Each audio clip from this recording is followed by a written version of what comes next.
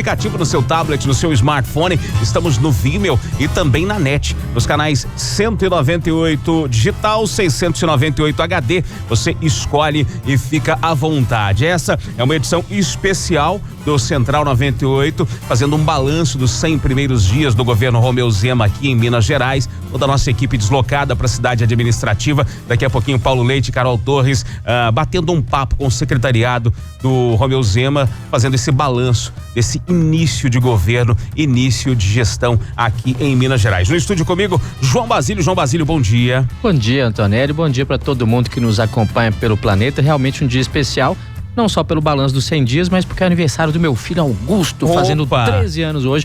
Um beijo pra ele, claro. Opa, muita paz, muito amor, muita saúde, muita prosperidade. Mas repetindo, nossa equipe lá na cidade administrativa, daqui a pouquinho trazendo todos os detalhes, esse bate-papo interessante com o secretariado, fazendo esse balanço, essa edição especial do Central 98, edição de número 1326 ou 27, até já perdi a conta do Central, mas daqui a pouquinho a gente traz esse número correto pra você. Vamos começar essa edição do programa de hoje, já trazendo uma conversa com o governador em exercício, Paulo Brandt, já que Romeu Zema está nos Estados Unidos, fica nos Estados Unidos até o próximo dia 15, uma série de eventos, e a gente traz esse bate-papo com o governador em exercício, Paulo Brandt. Rafa, tá no ponto? Manda pra gente então, por favor. Estamos na cidade administrativa para esse programa especial do Central 98, o balanço de 100 dias do governo Romeu Zema. Carol Torres comigo aqui, e antes de começar o programa direto daqui, nós vamos fazer uma entrevista com o governador em exercício, Paulo Brandt, porque em virtude de compromissos anteriormente assumidos, conversa com a gente antes da abertura do programa. Governador em exercício, prazer ter essa conversa com o senhor nesses 100 dias de governo. Prazer é meu. Bom dia, Paulo, bom dia. Bom Carol, dia. Prazer estar aqui. Se a gente olhar esses 100 dias de governo, que balanço o senhor faria desses 100 dias, levando em consideração as metas que foram definidas em campanha e a situação que o governo chegou para governar Minas Gerais? Bom, eu acho que, de início, é importante dizer, nós e as nossas circunstâncias, né? Então, eu acho que é importante da gente frisar, eu não gosto de ficar olhando para trás, mas é importante saber o seguinte, que a situação que a gente encontrou aqui no estado foi uma situação caótica, de desgoverno. Nós assumimos o governo com um déficit mensal de R$1 bilhão e com uma dívida de 35 bilhões. Quando eu falo dívida de 35 bilhões, não são as dívidas contratuais de bancos, não. É dívida com fornecedores, dívida com funcionários, salários atrasados, 13º atrasado, dívida com municípios, quer dizer, uma situação que beirava o caos. Quer dizer, a primeira tarefa nossa foi gerar uma capacidade de governar. Bom, isso foi feito e a partir daí a gente tentou equacionar essa emergência e sem esquecer que a gente tinha um projeto de governo. Qual é o projeto de governo em poucas palavras? Para nós, a gente entende que o papel do governo são três bússolas que a gente tem. Primeiro, o governo tem que pagar suas contas em dia. Uma coisa elementar, mas que infelizmente não estava sendo cumprida. Segunda, o governo existe para servir o cidadão, prestar bom serviço ao cidadão. E em terceiro lugar, o Estado tem que criar um ambiente de negócios amigável para que os empresários empreendam. Porque quem vai, de fato, relançar o Estado, fazer com que a economia gere emprego, gere renda, é o setor privado. Então, cabe ao Estado criar um ambiente amigável para que a gente possa retomar os investimentos. Isso é um pouco o nosso programa de governo. E a gente começou, a partir desse enfrentamento inicial, desse caos, porque um ponto importante é o seguinte, o governo do Estado é diferente do governo federal. Porque o governo federal, quando ele tem déficit, ele consegue se financiar, ele pode emitir dívida, pode emitir moeda. O governo do Estado, não. Quando a gente assumiu aqui e a despesa era maior do que a receita, R$1 bilhão, qual é a alternativa a curto prazo do governo? Escolher que despesa vai pagar e que despesa não vai pagar. É uma verdadeira escolha de Sofia, que é terrível, né? Então a gente, graças a Deus, a gente está superando esse momento e começando a pensar nas metas estratégicas que o governo se propôs para os próximos 4 anos. Paulo Brandt, na gestão passada, as relações de Minas com o governo federal não trouxeram benefícios para o Estado. Que avaliação o senhor faz desse diálogo, desse relacionamento com o governo federal nesses 100 primeiros dias de gestão? Não, muito boa, muito boa. É um diálogo republicano. Quer dizer, a gente tem, independentemente do partido e da ideologia, não é? O diálogo tem que ser republicano. Quer dizer, o Estado de Minas, ele até pelo próprio enfraquecimento da federação, quer dizer, os estados foram perdendo poder.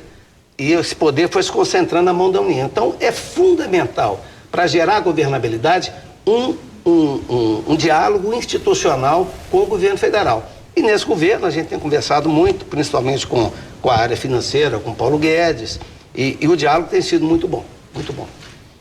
Vice-governador, o governador em exercício Paulo Brandt, quando o senhor fala em escolhas, e da escolha de Sofia, que é pagar ou não pagar, escolher quem vai receber, há necessidade também da escolha de cortes.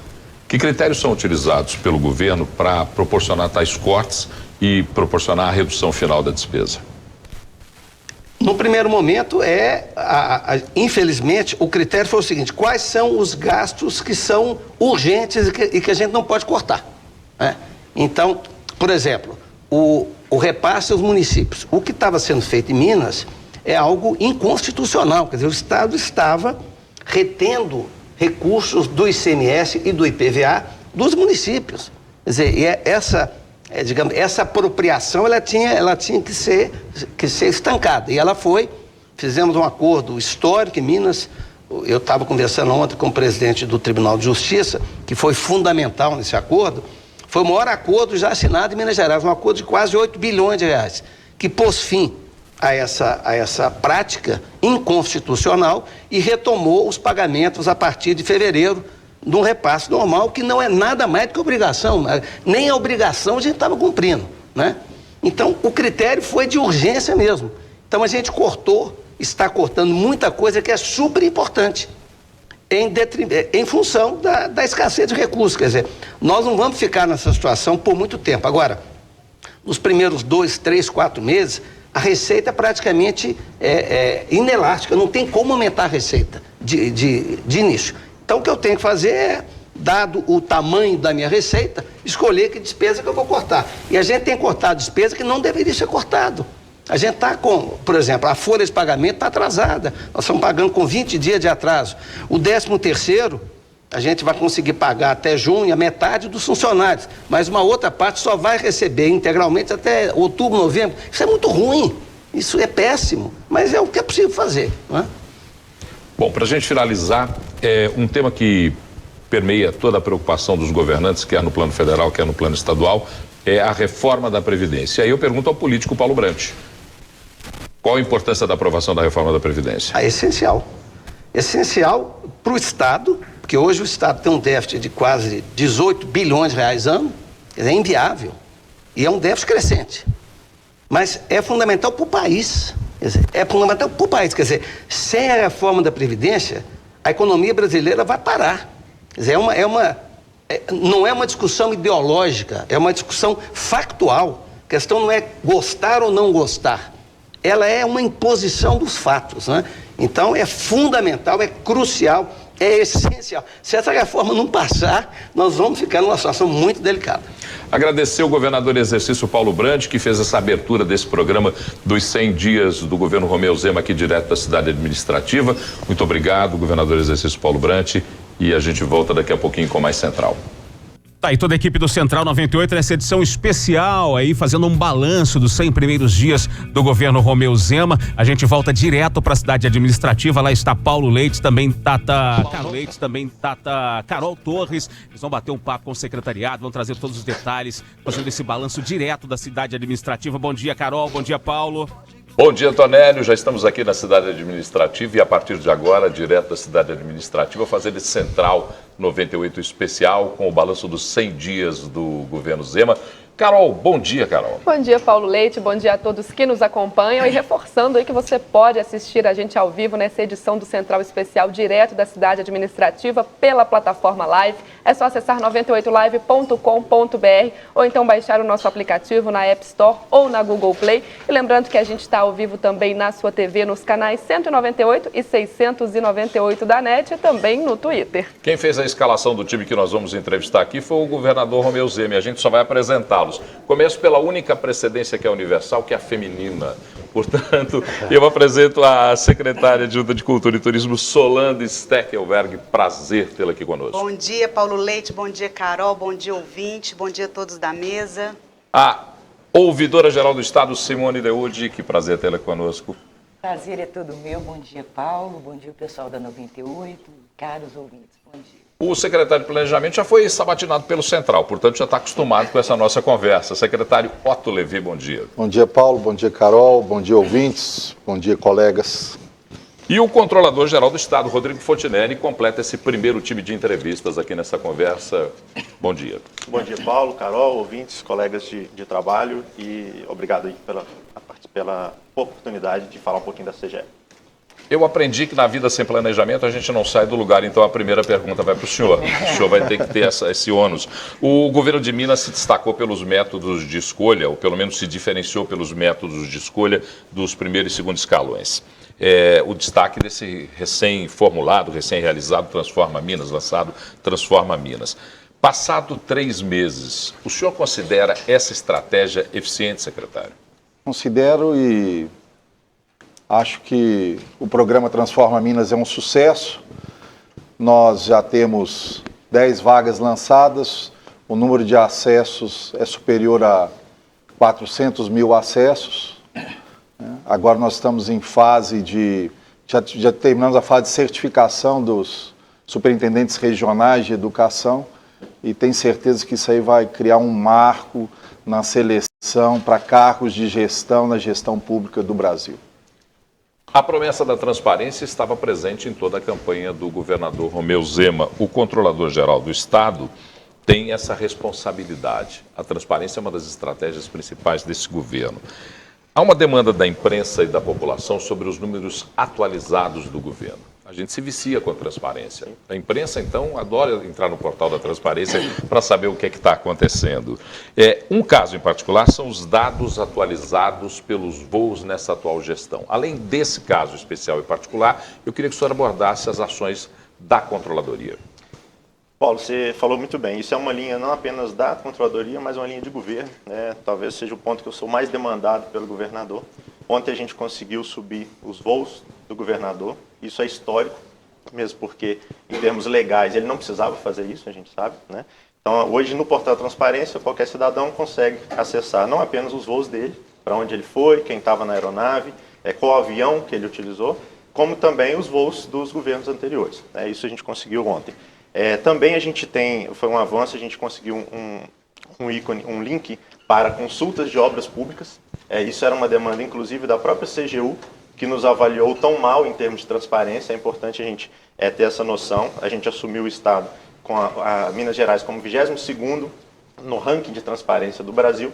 E é uma orientação, um norte, uma determinação do governo que a gente alcance rapidamente o primeiro lugar. Então, esse link para acesso a consultas públicas de obras já era uma demanda e a gente conseguiu numa parceria com o TCE, também já está lá no portal. Então a gente tem tentado avançar bastante, não apenas na transparência ativa, mas é importante dizer que a gente também já conseguiu reduzir em 65% uma demanda, inclusive, de vocês, jornalistas, que é o atendimento à LAI, a Lei de Acesso à Informação. A gente tinha muita coisa represada, em 100 dias a gente não consegue resolver tudo, mas já diminuímos em 65% esse passivo que a gente tinha de respostas não enviadas ao cidadão, ao jornalista, qualquer um que queira essa manifestação.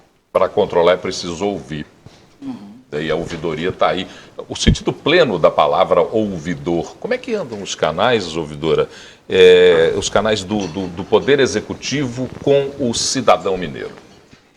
Paulo, uma primeira orientação dada a nós pelo governador é realmente fortalecer a ouvidoria, resgatar o protagonismo dela enquanto um órgão de interlocução entre o cidadão e o Estado. E isso a gente tem procurado fazer nesses 100 dias, inclusive porque o governador sempre reforça que nós devemos atender com excelência o pagador de imposto, né? Que, em última análise, são os nossos patrões. Então, nesses 100 dias aí, nós já fizemos algumas coisas. Fizemos o canal Brumadinho, que foi um atendimento até de índole humanitária e imediata, né? Implementamos o WhatsApp, em seguida um e-mail, tivemos muitas manifestações, um princípio mesmo de acolhimento. Houve casos de pessoas ligarem só para chorar, falavam nada, e a minha orientação eu ouvia até ela terminar de chorar. Falou nada, eu 162, só chorou. Fizemos também a ouvidoria móvel durante 3 dias, uma força-tarefa em Brumadinho, com outros órgãos. Atendemos aí 1000 pessoas, ali o foco era a emissão de documentos. Perderam tudo e o documento nós fomos emitir de forma gratuita, né? O canal anticorrupção, esse foi bem divulgado, eu fiz até um selo, mas precisa ser mais divulgado ainda. Nós fizemos um e-mail e também 162. Então, a intenção é essa, fortalecer o órgão, fazê-lo conhecido, para que o cidadão saiba que tem aonde recorrer, colocar as suas manifestações, enfim. E saber que nós vamos fazer a interlocução dele com o Estado, com o governo. Solanda, o Minas Gerais é considerado uma Europa no Brasil, do seu ponto de vista da projeção cultural, da produção cultural, a gastronomia, que é cultura, e que já foi abordado pela Secretaria como uma das prioridades. Conta pra gente um pouquinho sobre esses 100 dias e esses novos horizontes da gastronomia com o turismo e mais a cultura misturadas. Como é que isso, que proposta é essa para esses 100 dias de governo e daqui para frente? Então, a gente está planejando e organizando, né, um plano de ação muito voltado para o desenvolvimento da cultura, vamos dizer assim, em conjunto com o desenvolvimento econômico, acreditando que sem cultura não há criatividade, sem criatividade não há inovação, sem inovação não há indústria, não há comércio, não há mercado. E a cultura na base desse desenvolvimento, né, fazendo justamente, eu acho, a consolidação dos nossos valores naturais e do nosso futuro. A cultura, ela pode ser uma fonte, uma via, uma avenida, né, de desenvolvimento econômico, com certeza. A exemplo da Europa, que você coloca muito bem, e que já se inovou e que já hoje tem um cardápio, né, e um processo, uma prateleira de produtos e serviços de excelência, e que Minas Gerais não fica atrás e consegue, né, também oferecer e continuar aí sendo essa referência nacional e internacional. Rodrigo Fontinelli, voltando a falar sobre transparência, né? A gente viu aqui a fala do secretário Otto Levi falando sobre esse processo de seleção inovador, o Transforma Minas. Como que vocês têm trabalhado para que todas as secretarias divulguem o que é preciso para que tudo isso vá para o portal da transparência? E o que você considera os maiores desafios agora para esses próximos meses de gestão? Tá. Bom, a gente tem incentivado, porque, como eu falei, a gente trabalha em transparência ativa e passiva. Quanto melhor, quanto mais a gente for transparente de forma ativa, ou seja, os dados que a população gostaria de ter, eles já constam nos sites, e ele não precisa entrar no canal do E-Ciclo para perguntar, é melhor para todo mundo, né? Melhor em termos até de gestão. Então a gente tem incentivado bastante, a gente está fazendo um levantamento de quais os dados, quais são os principais pontos que geralmente são demandados em transparência passiva, para a gente provocar os secretários no sentido de já disponibilizar isso. E aí, claro, dar toda a publicidade, não apenas na nossa página da CGE, mas também nas páginas dos secretários, né? Então, e aí pensando já nos próximos passos. Como eu falei, a gente tem uma meta de ser o primeiro em termos de transparência no Brasil. Para isso, a gente tem algumas ações, dentre elas, zerar essa fila que eu falei, que a gente já diminuiu em 65%.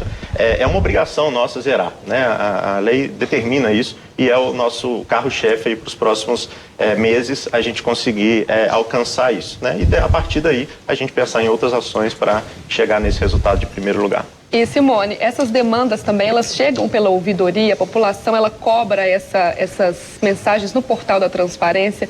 O cidadão, ele sabe que pode utilizar esse canal, por exemplo, para que isso reflita numa maior transparência da gestão? Olha, tem que ser muito melhorado isso, Carol.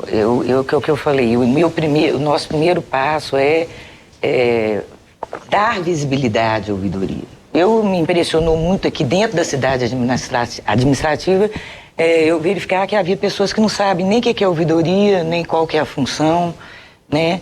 Evidentemente que sim, eu sempre reforço que a função da ouvidoria é fazer interlocução do cidadão com o governo, é ouvir, como o Paulo falou. Agora, para isso, nós precisamos fazê-la conhecida, divulgar, e é o que nós estamos tentando nesse primeiro momento. E acho que estamos seguindo com sucesso aí. Carol. Otto Levine, é um assunto que a gente tem discutido bastante, a questão da gestão atual ter assumido já com alguns concursos públicos realizados e as pessoas estão cobrando os preenchimentos dessas vagas. Como que será esse diálogo? O que a gestão atual pretende fazer com esses concursos que vocês herdaram, né, da gestão passada?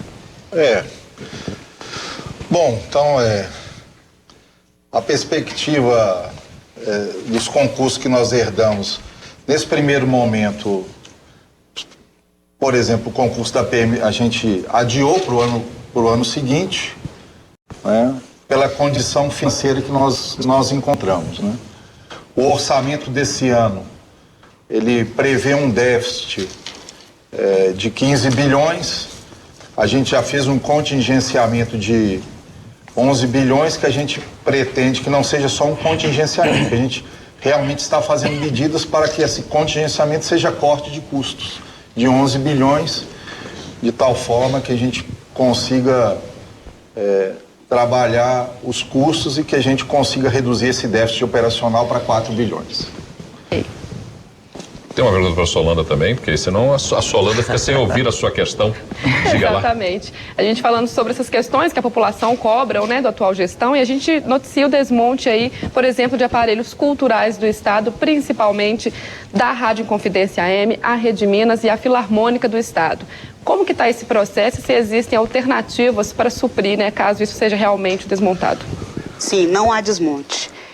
Sobre a Inconfidência, o que eu posso dizer é que tem um ajuste tecnológico. Não há desmonte, está garantida a política pública, está garantida a linguagem artística. Pelo contrário, nós vamos valorizar cada vez mais, né, a música mineira, que é uma música que não só vai trazer muito mais economia para Minas Gerais e fazer um destino turístico. Inclusive, somos agora candidatos por Diamantina para ser uma cidade musical, e no Brasil só existe Salvador. Diamantina está se candidatando, eu tenho certeza que vai ganhar pelo Unesco, e a gente vai valorizar cada vez mais. A garantia das políticas públicas se dão não só vamos dizer assim, por via das emissoras, mas também por outras fontes. Faz parte aí o Fomento, faz parte o IEFA, que inclusive patrimoniou 1.500 violas ano passado. Isso vai ser disponibilizado, cada vez mais difundido e divulgado, então não há desmonte.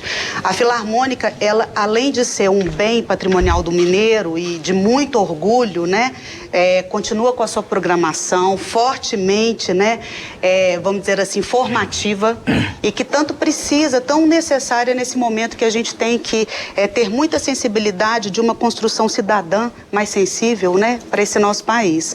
E mesma coisa a TV Minas. A TV Minas é um veículo de comunicação pública extremamente necessário, histórico, né, e que temos muito afeto. Nosso secretário, Marcelo Matti, é um homem da comunicação, um grande gestor, que tem grandes planos para todas essas frentes de trabalho. Bom, dá um abraço para o Marcelo, eu sei que ele está febril em casa. Um abraço para o Marcelo para ele se recuperar rapidamente. Amanhã ele está de volta. Amanhã ele está de volta. A gente está terminando esse nosso primeiro bloco. Eu sei que muita coisa poderia ser falada, mas nós vamos fazer um giro com todos os secretários. E já agradecendo a presença dos quatro, eu sei que todos estão deixando seus gabinetes para poder nos atender aqui nesse programa especial do Central 98. Solanda, Rodrigo, Otto, Simone, muito obrigado pela presença de vocês. Felizes mais dias de gestão aí à frente do governo de Minas, é o que a gente deseja. Obrigado. Obrigada, Paulo. Intervalo, a gente volta já com mais Central 98. Agora na 98 FM, Alto Papo com Boris Feldman. Oferecimento Automax Fiat, 39 anos dirigidos a você. Raja e Vispressa e Recreio, a concessionária completa. A Volvo teve duas ideias interessantes para reduzir a possibilidade de acidentes nos seus automóveis. A primeira é que, apesar da velocidade máxima em todos eles já estar limitada a 180 por hora, o dono do carro, através da chave, poderá estabelecer um outro limite ainda inferior quando entregar o carro para um filho, um amigo ou um parente. Uma outra ideia é instalar câmeras de vídeo que vão focar e observar o comportamento do motorista. Caso ele apresente sinais de estar com índice alcoólico um pouco mais elevado, poderá acionar uma central especial de atendimento ou, em casos extremos, interferir nos comandos do automóvel e fazê-lo parar dentro de condições mínimas de segurança. Alto Papo. Daqui a pouco tem mais. Central 98. Apresentado por Auto Truque. Nossa força é sua proteção.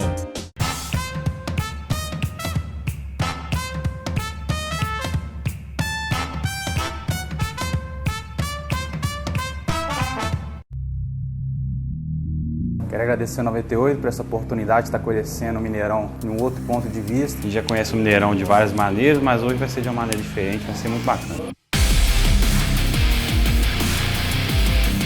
Bora, partiu Mineirão 98. É isso aí, galera. Cara, emoção demais estar aqui no Mineirão com a galera da 98, bom demais. Só 98 vai proporcionar isso, ó. Tá aqui, ó, na nossa casa, toca 3. Aqui, ó. Minha verdadeira casa. Rumo ao tri.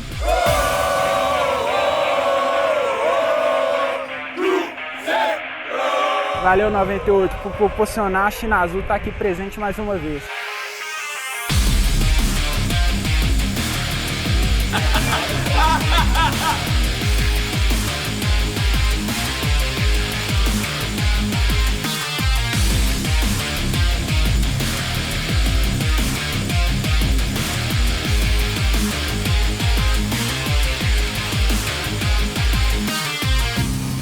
Só o melhor programa de esporte de Minas Gerais para poder proporcionar isso pra gente. Que é o melhor programa de rádio que tem sobre esporte, 98 Futebol Clube, cara. Chupa, Neguinho! Bebeta Pig!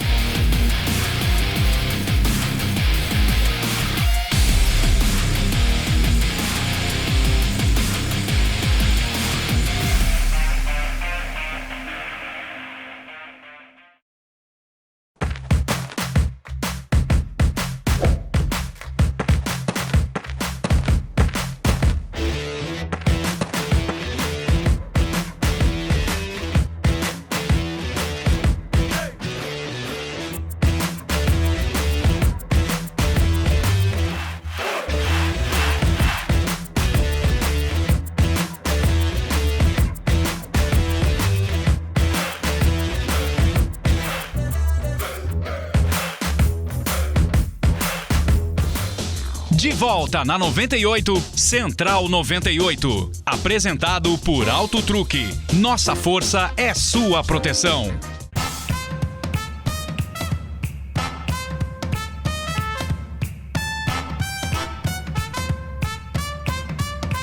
Proteção. Central 98. Estamos de volta? Já estamos de volta aqui da cidade administrativa, trazendo esse programa do 100 dias de governo Zema. A proposta desse programa, além de conversarmos com os secretários, trazemos a imagem dos secretários, a divulgação de cada pasta, é mesmo um balanço. As perguntas são rápidas, entendermos como foi pego o Estado, o que foi feito nesses 100 dias e como é que nós vamos andar daqui para frente.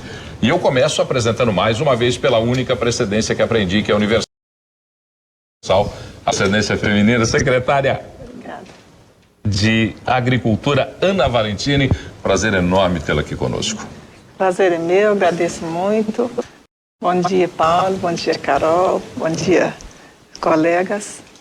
Ao meu lado, o secretário de Fazenda, Gustavo Barbosa. Bosa, secretário, obrigado por ter atendido o nosso convite. Obrigado, Paulo, obrigado, Carol, obrigado pela oportunidade de falar com os ouvintes. E o secretário de Obras, Melo, secretário, muito obrigado por sua presença aqui. Obrigado pela oportunidade, Paulo, Carol, bom dia a todos os ouvintes. E o chefe adjunto de Polícia Civil, Joaquim Francisco, que está conosco aqui para conversarmos um pouco mais desses 100 dias, o balanço do governo Zema. Secretária de Agricultura, Minas Gerais detém números representativos no desenvolvimento agrícola do país. Minas Gerais é uma referência à bacia leiteira de Minas e outras tantas ações, inclusive no desenvolvimento tecnológico da agricultura. Quais são as necessidades para que nós nos fortaleçamos como referência e possamos dinamizar ainda mais um setor que é tão contributivo para o produto interno bruto do Brasil como o agronegócio? Nós precisamos, primeiramente, investir em duas ações prioritárias, que é a pesquisa, né? Nós precisamos fortalecer a nossa empresa de pesquisa e também levar os resultados dessa pesquisa para os produtores rurais, principalmente para os pequenos produtores. Desenvolver a agricultura de uma região significa desenvolver toda a cadeia produtiva e todos os outros setores da economia. E por isso nós vamos ter um foco especial nessa questão de buscar novas tecnologias, de incentivar o desenvolvimento delas e também investir na assistência técnica para levar essas tecnologias aos produtores.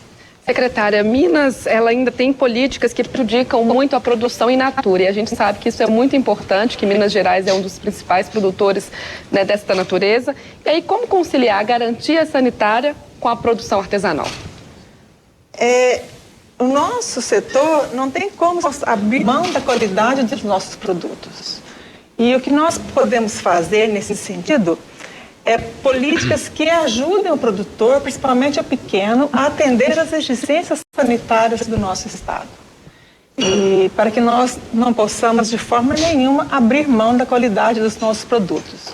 Para isso, o nosso Instituto Mineiro de Agropecuária desenvolve uma política abrangente em todo o estado, com todos os produtos, não só os artesanais, mas todos os produtos da agroindústria, além de uma política também abrangente no setor de defesa animal e vegetal, para garantir também a qualidade desses nossos produtos agrícolas. Secretário Gustavo Barbosa, o governo, de acordo com os números apresentados e parecem até públicos, recebeu o Estado numa situação bastante difícil de administrar por conta da dívida do Estado. Mas alguns números, às vezes caminham para um lado, outras vezes para o outro. Qual é a real situação da dívida de Minas Gerais? Bom, com relação à dívida que a gente chama de dívida de curto prazo, que a gente chama de restos a pagar, a gente assumiu algo próximo a 20 bilhões de reais de restos a pagar de anos anteriores. Ainda precisamos incluir uma dívida com municípios, não houve repasse aos municípios, isso monta algo próximo a 7,3 bilhões de reais e uma recomposição de depósito judicial que foi sacado e precisa ser reposto, algo próximo a 8,2 bilhões de reais. Isso vamos trazer para dívidas, vamos dizer assim, curto prazo, né? Bom, e além disso, que a gente chama de déficit corrente, o que quer dizer isso? Eu tenho menos receitas do que despesas aprovadas na Lei Orçamentária de 2019, 11,4 bilhões, como o secretário colocou, mais 4 bilhões que a gente identificou que nesta lei orçamentária estavam superdimensionadas em termos de receita. Ou seja, a gente entende que em torno de 4 bilhões de reais que estão colocadas ali na lei orçamentária não se realizarão. Isso dá um montante de déficit de 15,4 bilhões correntes. Então, um passado de quase 40 e um corrente de algo próximo a 15 bilhões. E há a possibilidade de se pagar essa dívida, secretário? Porque agora a grande pergunta do cidadão é, uma dívida desse tamanho, como é que eu faço para pagar essa conta? Há possibilidade? Que caminhos devem ser encontrados para que esse governo consiga solucionar essa questão? A primeira coisa é entender esta dívida, organizar o caixa, né? A gente pegou um caixa que estava desorganizado, organizamos o caixa, isso já permitiu um acordo com a Associação Mineira de Municípios, um acordo que foi assinado semana passada, um acordo grande, né? Um maior acordo, segundo o presidente do Tribunal de Justiça, realizado aqui dentro do Estado de Minas, no sentido de dar previsibilidade. Então, a organização do caixa. E segundo, o segundo ponto é, estamos caminhando para uma negociação com o governo federal, que, baseado na lei do plano de recuperação fiscal, em que a gente entende que esse será o caminho de Minas. O senhor citou essa questão da negociação com os municípios, né? A gente tem acompanhado esse diálogo do governo com as prefeituras, esse déficit que foi inclusive deixado também pela gestão passada, e esse contrato, esse compromisso do governo de Romeu Zema em pagar as prefeituras. Com essa organização que o senhor citou, já se sabe de onde virão esses recursos? Sim,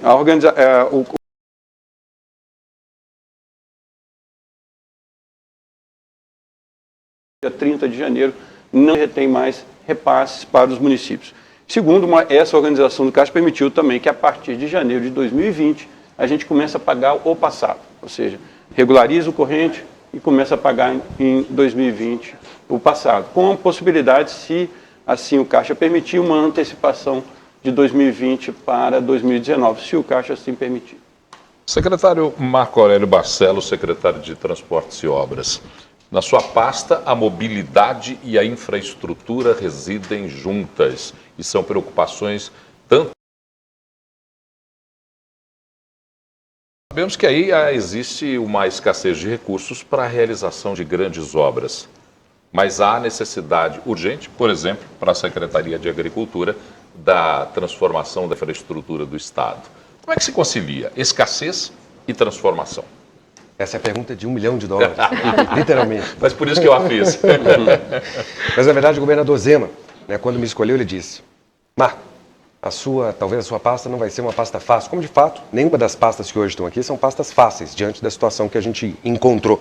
E ele disse: o que eu espero de você, sobretudo, é a criatividade. Esse é o principal ingrediente que eu vim para tentar contribuir. Então, o que é que nós temos feito? É claro que a gente entende que investimento em infraestrutura, que a retomada de obras ela é importante para a geração de renda, para a geração de emprego, mas talvez, diante da impossibilidade de nós contarmos com recursos do Tesouro para fazer isso, nós vamos ter que lançar mão de parcerias com a iniciativa privada.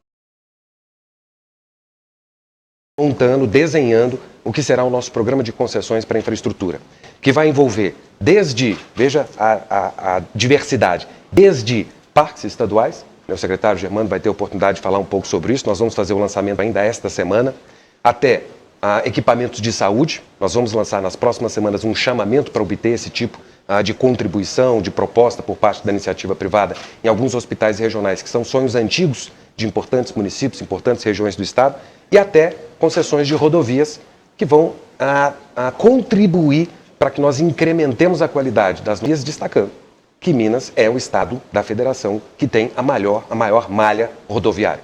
Então, a criatividade e essa conjugação de esforços com a iniciativa privada é um dos horizontes que nós temos explorado. Secretário Marco Aurélio, o senhor falou nessa criatividade, nessa busca de parcerias para essas obras estaduais, e a gente tem demandas também dos mineiros, como, por exemplo, a duplicação da BR-381, a revitalização do anel rodoviário, que a gente sabe que isso vem de recursos federais. Mas como que fica o papel do Estado nessa negociação, nessa cobrança para que essas obras, enfim, saiam do papel e sejam finalizadas? Nós já estivemos, e hoje posso dizer que nós temos um canal de comunicação muito favorável com o governo federal, que tem tido uma atenção especial para com a situação de Minas Gerais, sobretudo no que diz respeito à infraestrutura. Nós já tivemos algumas vezes com ministros, com secretários do governo federal para levar alguns pleitos importantes, como é o caso da 381, e a notícia boa é de que tivemos uma sinalização positiva de que esses serão projetos priorizados, sobretudo a 381, que é um sonho antigo de todos nós mineiros. E o que nós pudermos fazer, não só, evidentemente, para frisar, pressionar o governo federal, mas contribuir com dados técnicos, não tenha dúvida, nós vamos fazer, porque nós temos um horizonte muito curto para dar respostas muito importantes para a nossa sociedade. Bom, vamos falar agora com o chefe adjunto de Polícia Civil, Joaquim Francisco, está aqui conosco. A Polícia Civil tem uma percepção de trabalho pela população, às vezes mais difícil, porque não está na ostensividade do policiamento, é uma polícia de investigação, é uma polícia de inteligência. E para que o cidadão consiga perceber plenamente a ação da Polícia Civil, quais os principais desafios para essa ação? Bom dia, Paulo, bom dia, Carol, caros colegas. Inicialmente é um prazer estar aqui falando com vocês. E dentre os nossos grandes desafios está o incremento efetivo de ações de inteligência dentro da Polícia de Investigações. Nós, diversamente da Polícia Militar, nós não estamos nos 853 municípios, a nossa lógica é uma lógica diversa e nessa direção acreditamos sempre que um bom trabalho da Polícia de Investigação, no que tange a apuração de ilícitos, pode trazer a sensação de insegurança. O foco nosso com o trabalho investigativo é a busca da sensação de segurança. A par da sensação de segurança, a gente acredita que para que o Estado se desenvolva melhor, para que se o Estado avance, é preciso que as empresas, que o comércio esteja seguro. Como é feito esse diálogo, né? O senhor citou esse comércio, essas empresas, por exemplo, que o Paulo citou, esse patrulhamento, né, nas ruas, a gente não tem muito esse diálogo. Como fazer um diálogo com esses órgãos para que esse resultado de fato seja efetivo? O que o senhor já avalia nesses 100 primeiros dias aí que podem contribuir para as metas para o futuro? Nós temos feito, ao longo desses 100 dias, inúmeros projetos, né? Nós já temos um portfólio de projetos, um planejamento estratégico já bem avançado, ao passo que o governo de Minas constrói o seu planejamento estratégico, a Polícia Civil também constrói o seu. Esse trabalho ele é feito de forma articulada com a Secretaria de Segurança Pública, com a Polícia Militar, né? Essa aproximação com a comunidade, ela é feita através, inclusive, da ouvidoria, que é um canal de comunicação onde a polícia sente os seus problemas e busca ali a interlocução com os municípios, né, com os empresários, com prefeituras. Esse é o caminho que a gente tem percorrido. A gente acredita que com esse maior planejamento, né, a gente e os colegas, os amigos, pessoas próximas da polícia têm percebido já um novo foco, um novo direcionamento nesse caminho. Bom, nós vamos agora fazer um desafio diferente, porque a cada bloco eu estou recebendo inputs diferentes e caminho trilho outros caminhos aqui. Eu vou pedir para os 4 que aqui estão selecionarem, elencarem o seu principal desafio dos 100 dias em diante. E começo com o secretário de Obras, já que a tarefa é mais difícil, então o seu principal desafio. Eu diria que a gente está focando em 3 frentes, viu, Paulo? Perfeito. Então a gente quer, de um lado, focalizar a questão do transporte, tanto intermunicipal quanto metropolitano. Desafio que nós temos, estamos agora tentando buscar soluções. Como melhorar a percepção da qualidade de serviço por parte do usuário, sem evidentemente incrementar a tarifa. Então a gente já tem pensado, por exemplo, em utilizar a tecnologia da informação, fazer com que os dados possam chegar ao usuário e que ele possa se planejar melhor, tendo em vista a oferta de serviço. Essa é a primeira frente. Segunda frente, a parte de obras. Nós temos edificações e vias que precisam ter a sua ordem de início, a sua ordem de serviço retomada, obras paralisadas. O que nós estamos fazendo? Montando escritório de projetos dentro da Secretaria pela primeira vez.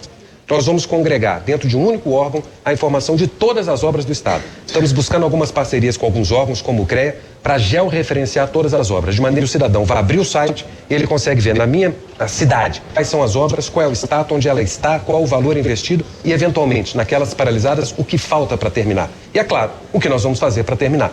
E, por fim, na parte de infraestrutura, na parte de parcerias, nós vamos lançar talvez o que será, e o governador vai fazer esse anúncio, se não no final deste mês, no início do mês que vem, quando a gente terá todos os dados compilados, nós faremos o maior anúncio de concessões rodoviárias e talvez um dos mais competentes e mais sérios do Brasil. Então, concessões, parcerias, transporte e obras públicas são os desafios que a gente tem pela frente. Os primeiros desafios já foram lançados e o seu secretário Gustavo Barbosa, ou um desafio ou os principais desafios? Não, o desafio, com certeza o principal desafio é trazer a estabilidade econômica e financeira para o governo do Estado de Minas. E a gente entende que se dará através do plano de recuperação fiscal. Então, o principal desafio é levar para a sociedade, levar para a Assembleia Legislativa, uma vez que esse plano de recuperação ele envolve a aprovação de leis, então a gente entende que é necessária essa discussão com a sociedade, essa discussão com a Assembleia Legislativa e conseguir trazer de volta aquilo que todo mundo quer, a capacidade de previsão financeira, ter a capacidade de atrair investimentos, enfim, fazer com que o Estado volte a crescer. Secretária Ana Valentim, questão do agronegócio no seu estado, nós teríamos talvez uma compreensão diferente do exercício da sua pasta. qual é o principal desafio ou os principais desafios para essa pasta dos 100 primeiros dias em diante? Então, o setor tem demandas muito importantes na área de infraestrutura, mas dada a situação do Estado, dentro do que o nosso secretário acabou de falar, nós temos que ter um pouco de avançar em outros setores. Então, além das questões de infraestrutura, nós temos uma demanda muito grande com questão de legislação, seja ela tributária, seja ela ambiental, e nós vamos fazer, então, nosso maior desafio é o que nós estamos chamando de trazer uma segurança jurídica, deixar que essas normas sejam mais claras e reduzir a burocracia para o produtor rural continuar produzindo no nosso estado.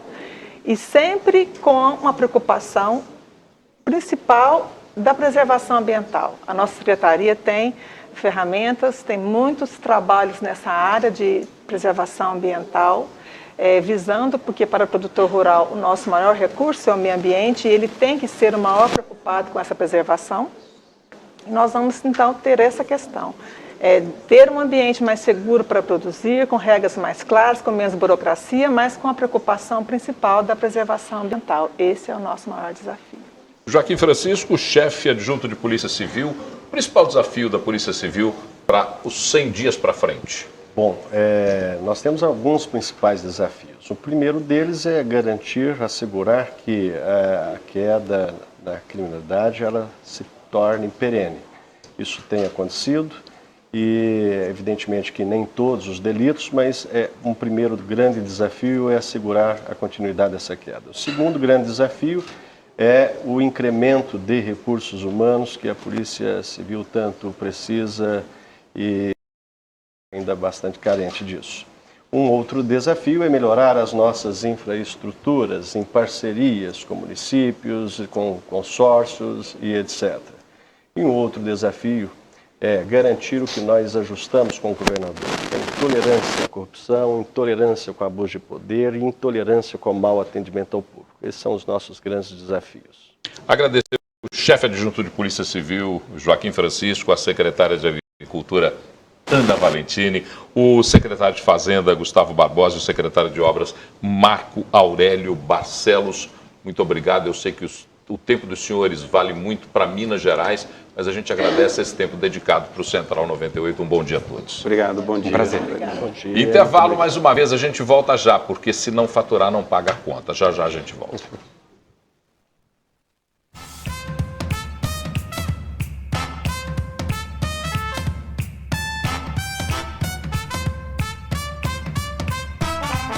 Esse mês, o Aceleradores de Vida abre campanha para o Instituto Geriátrico Afonso Pena, o primeiro de Belo Horizonte, que acolhe, ampara e dá assistência a mais de 32 idosos.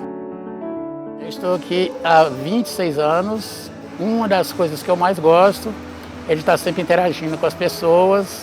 Todos eu considero assim amigos. Eu não considero que eu tenho colegas aqui dentro, amigos. Sim. É uma instituição centenária da Santa Casa. Nós temos hoje aqui no IGAP uma equipe composta por uma médica geriatra, uma fisioterapeuta, uma enfermeira, uma assistente social da Santa Casa que nos dá apoio aqui, a equipe de nutrição da Santa Casa que também dá apoio aqui ao IGAP, e temos a equipe de enfermagem, né? São todos técnicos de enfermagem que cuida dos 32 idosos que atualmente moram aqui na instituição. O IGAP ele tem muitos pontos positivos. Tem esses eventos fantásticos que eles nos proporcionam aqui, por exemplo, nessa data de hoje, sexta-feira, que toda última sexta-feira do mês eles comemoram os aniversariantes do mês. E é muito legal, é muito gostoso. Eles estão ali dentro, tá cantando, tá dançando, tem os salgados, tem bolo. Então esses pontos positivos é que deixam a gente bem tranquilo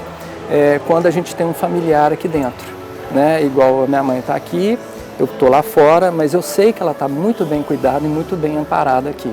A principal necessidade seria a parceria, né, com pessoas que queiram ajudar a instituição financeiramente, porque hoje o custeio da instituição, grande parte é feito pela Santa Casa, mas doações como produtos de higiene pessoal, fraldas geriátricas, sabonete, gêneros alimentícios, qualquer doação ela pode ser feita para a instituição. As doações elas podem ser realizadas diretamente no setor de captação de recursos, ou pelo WhatsApp, ou pelo site da Santa Casa. Os produtos, doações em produtos, elas podem ser encaminhadas diretamente aqui para a instituição ou diretamente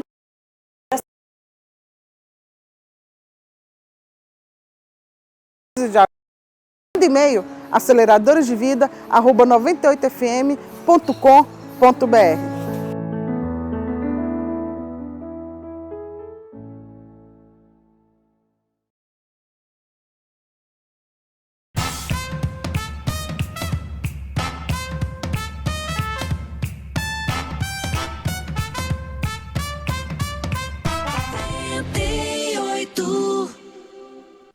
Central 98. Bom, estamos de volta aqui da cidade administrativa nesse programa especial do Central 98, 100 anos de governo, mais uma vez reafirmando a você que nos ouve, nos assiste pela live, pelo 198 ou pelo 698 da NET, ou nos nossos aplicativos aí na Google Play e na App Store. O nosso interesse aqui não é um confronto de ideias, é apresentar aquilo que um governo, em 100 dias de governo, realizou de acordo com as suas propostas e promessas e com a realidade encontrada. Por isso a gente tem essa conversa, que é uma conversa franca com aqueles que estão presentes aqui. Começo apresentando o secretário adjunto de Educação, Edelvis Rosa Luna. Muito prazer tê-lo aqui conosco para esse nosso bate-papo. Bom dia, Paulo. Bom dia, Carol. Obrigado pelo convite. O secretário de Desenvolvimento Econômico, Manuel Vitor, que tem um grande desafio pela frente. Muito prazer recebê-lo aqui. Prazer, Paulo. Prazer, Carol. O desafio é grande, mas estão muito animados. O secretário de Meio Ambiente e Desenvolvimento Sustentável, Germano Vieira, já é assíduo frequentador do Central. Então a gente agradece mais uma vez a sua presença, Germano. Muito obrigado por estar aqui. Bom dia, tudo bem, Paulo e Carol? Bom dia, colegas e aos nossos ouvintes. E o advogado-geral do Estado, Sérgio Pessoa. Doutor Sérgio, muito obrigado por sua presença aqui. Bom dia, Paulo. Bom dia, Carol, colegas e ouvintes. Bom, vamos começar dessa ordem que comecei a apresentação, perguntando ao secretário adjunto de Educação. A Lei de Responsabilidade Fiscal atribui valores específicos para algumas contas, entre elas a conta da educação. Um dos projetos anunciados pela Secretaria de Educação é a possibilidade da escola integral, para que os alunos estejam integralmente na escola. Só que isso representa um custo maior do que aquele que hoje está apresentado. Como é que se concilia isso, a ideia, que é uma ideia que tem a adesão da população, aos custos que estão apertados? Muito bem, Paulo, essa é uma importante pergunta, porque a educação integral é um valor, né? Toda a sociedade compreende isso, o governo também compreende isso. No entanto, é importante que a gente compreenda o que é de fato uma educação integral. Quando dizemos da educação integral, eventualmente estamos falando de um tempo estendido na escola. É importante dizer que esse tempo estendido precisa ser compreendido, né, no sentido de que a oferta desse tempo seja uma oferta pedagógica com qualidade, com um projeto bem estruturado e, sobretudo, com as condições de oferecer a esses estudantes, né, bem como suas famílias e os gestores escolares, as condições dessa oferta. O que este governo encontra é uma oferta de tempo integral herdada da gestão passada, que não se sustenta, né? Uma oferta de tempo integral para muitas escolas sem os devidos repasses, né? O ano passado, por exemplo, havia um compromisso do governo de repassar o valor de merenda para 145 dias e foi repassado apenas o referente a 4 dias. Os diretores escolares passaram por situações muito complicadas, né, na gestão da permanência desses estudantes na escola, o que significou para muitos, inclusive, diante da medida do Estado de suprimir a vedação feita anteriormente numa resolução de venda de merenda escolar, e vários diretores de escola foram obrigados, inclusive, a abrir aquelas famosas vendinhas, né, para fazerem a administração desse tempo estendido ou a compreensão desse tempo integral na escola. Então, a secretária Júlia tem o compromisso de fazer a oferta do tempo integral, né? Ofereceremos, a secretaria oferecerá o tempo integral para um número menor de escolas, no entanto, com uma conta bem feita, né? Para que os estudantes não fiquem na expectativa de terem uma prestação de serviço e, ao longo do ano, inclusive, a desistência de algumas escolas na oferta do tempo estendido, e para que comecemos e terminemos bem. É importante só ressaltar que essa educação em tempo integral, que será oferecida, especialmente para aquelas comunidades mais carentes, ela não impede que os demais estudantes da rede pública estadual tenham o seu direito à educação, né, assegurado. O que, na verdade, haverá é essa extensão para aquelas comunidades mais carentes. Secretário, quando a gente fala em educação hoje, a gente não pode deixar de falar em segurança também. A gente teve recentemente esse massacre de Suzano, na Grande São Paulo, trouxe esse tema à tona, principalmente, né, para a rede de educação. Como garantir um ambiente seguro nas escolas estaduais? Excelente pergunta, Carol, porque nos dá a oportunidade de tratarmos dessa questão com o devido enfoque, né? Nós temos hoje uma empresa que presta segurança patrimonial, né, para 165 escolas do Estado, no universo de 3.620 escolas. Essas escolas que têm, na prestação de serviço desses funcionários terceirizados, prestam serviço de vigilância, como eu disse, patrimonial, portanto, não é relacionado à segurança dos servidores nem dos estudantes, né? Claro, esse é um importante serviço. No entanto, esse valor foi considerado alto, né? Porque é um contrato mensal de 4,6 milhões de reais, enquanto temos, né, a necessidade de fazer investimento, por exemplo, na rede física das escolas, né? Porque temos situações precárias em todo o estado. Então, a questão da segurança, inclusive pela Secretaria, está sendo trabalhado com programas, como, por exemplo, Justiça Restaurativa, dentro das escolas da rede, né? E são programas que tendem a ser reforçados, de forma que destaquemos aqui que a questão do contrato de segurança que existe hoje é um contrato de segurança de vigilância patrimonial, geralmente feito no período noturno, que não diz respeito à segurança dos estudantes. Essa tragédia de Suzano realmente levanta a atenção, né, redobrada de todos os secretários, de todas as autoridades públicas que lidam com a questão da educação. No entanto, a Secretaria de Educação de Minas está atenta a essas situações, através das superintendências regionais, tem feito um trabalho de intervenção pontual em situações que eventualmente a gente perceba e tenha relato dos diretores em relação a alguma possível segurança. E vale destacar também que a Polícia Militar do Estado, sobretudo através da patrulha escolar, tem sido uma grande parceira da Secretaria de Educação.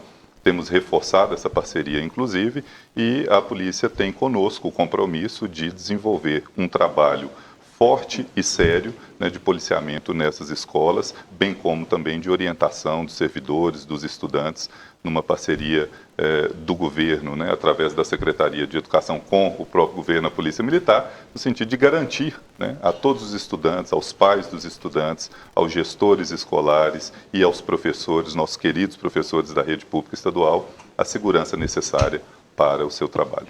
Secretário Manuel Vitor, dados do IBGE apontam para o desaquecimento da economia mineira depois do rompimento da barragem do Córrego do Feijão em Brumadinho. É notório que a mineração integra essa cadeia da economia mineira e não há como se entender diferentemente disso. Econômicas para não só fazer a transformação da economia mineira, mas para essa emergência da situação de uma economia que sofre um impacto como esse.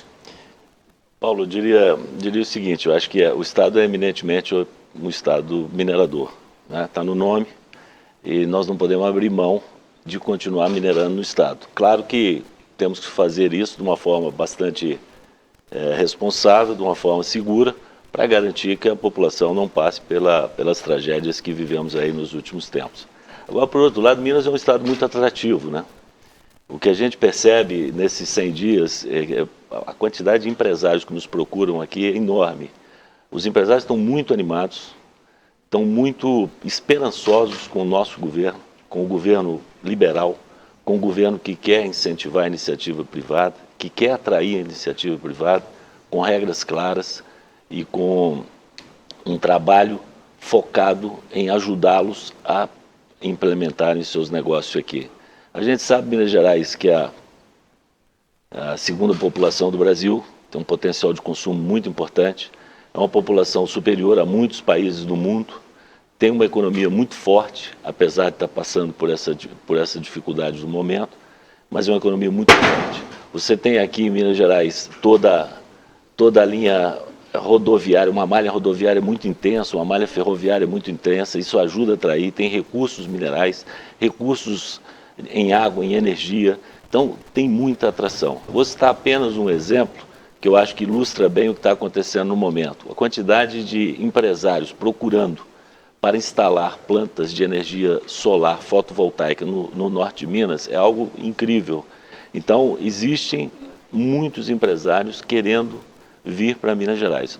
Cabe ao governo fomentar, criar condições através das suas políticas públicas para garantir que esses empresários venham para cá. E aí, secretário, você já falando desse interesse, então já existe essa procura, né? E eles precisam encontrar aqui um ambiente adequado. Nesses 100 primeiros dias, já dá para se ter uma ideia, já começaram a ser formuladas propostas para que, de fato, esse interesse vire uma realidade e eles venham para Minas Gerais? Com certeza. Nós já assinamos alguns protocolos que somam um montante de 2,6 bilhões de reais nesses primeiros 100 dias.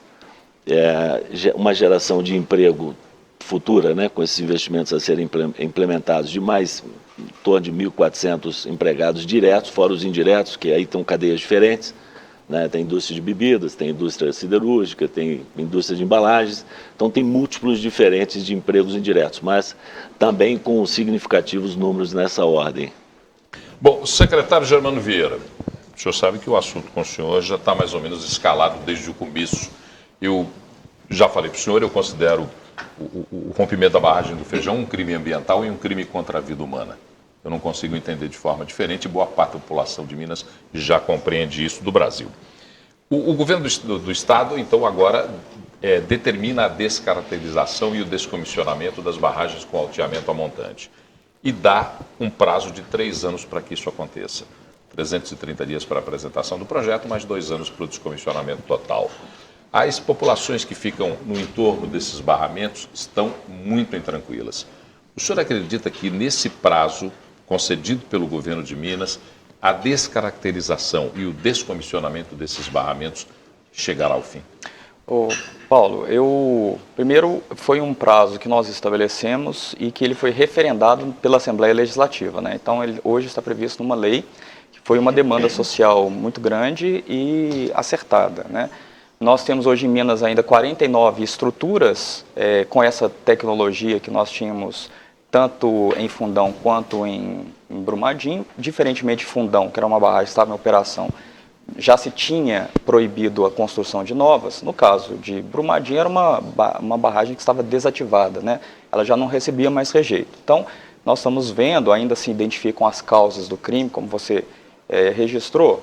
As causas são muito importantes, inclusive com as medidas técnicas que a Agência Federal de Mineração estabelecerá para os próximos anos, mas Minas Gerais não está disposta a correr mais nenhum risco, é o risco zero. O risco zero só se consegue com o descomissionamento e a descaracterização. É como se a gente estivesse comparando para o ouvinte o risco de voar, né? Sempre voar é um risco. Se você que não quer o risco de voar, você não deixa o avião decolar. Então, se optou em Minas Gerais para que, com essas estruturas, com a mesma tecnologia, não exista mais o risco, né, que o risco é zero. Essa descaracterização em 3 anos, obviamente, o setor vai ter que trabalhar intensamente sobre os projetos para fazer a apresentação. Eu acho que é um prazo, inicialmente me parece um prazo razoável, né, para a apresentação e a discussão com os órgãos técnicos, sejam federais, sejam estaduais, sobre os melhores projetos para cada tipo de estrutura. Não quer dizer que a estrutura vá se encerrar definitivamente sem um reaproveitamento mineral, que também é possível você fazer, como era o caso de Brumadinho, né? O que a Vale ela licenciou em dezembro do ano passado não foi a construção nem o alteamento da barragem, ou seja, crescer a barragem, né? Ela licenciou foi a retirada da barragem. Bom, você retirar um material lá de dentro, você tem que colocar em algum lugar. se optou em fazer o reaproveitamento, a parte que é mesmo rejeito, que não tem valor econômico, se colocaria numa cava, que não é uma barragem, e a parte relacionada ao minério que tinha ainda lá dentro, 50% mais ou menos de teor, se faria o reaproveitamento mineral e aí você tem a viabilidade econômica do próprio empreendimento. Alguns empreendimentos optarão por descaracterizar sem reaproveitar, outros vão optar por tirar o rejeito e fazer um reaproveitamento. Não posso dizer quais optarão, porque nós estamos ainda aguardando o projeto. Fato é que se optou por não existirem mais esse tipo de estrutura. E é isso que o governo de Minas fará a partir de agora. Não existe mais condição de nós termos umas barragens como essas, com essa mesma tecnologia, e ainda que a todos, inclusive aos próprios engenheiros, às próprias empresas, aos auditores, né, às pessoas que faziam as avaliações técnicas, diziam que não tinha nenhum problema de estabilidade, nós vimos que uma barragem desativada é capaz de causar uma tragédia como essa. Então, risco zero. Secretário, a gente discute Brumadinho, a gente ainda vive os impactos do rompimento da barragem de Brumadinho, temos também o exemplo de Mariana, o senhor citou aí o risco zero, e ao mesmo tempo discute-se também a desburocratização das licenças ambientais do Estado. Como fazer para que essa prática seja sustentável e, ao mesmo tempo, discutir essa flexibilização das tais políticas? Carol, excelente pergunta, porque o nosso colega aqui, o Manuel Vitor, até colocou, como é que você vai ser um Estado atrativo se você tem regras burocráticas? Agora, burocracia é completamente diferente de desburocratização, é completamente diferente de flexibilização de regras, né?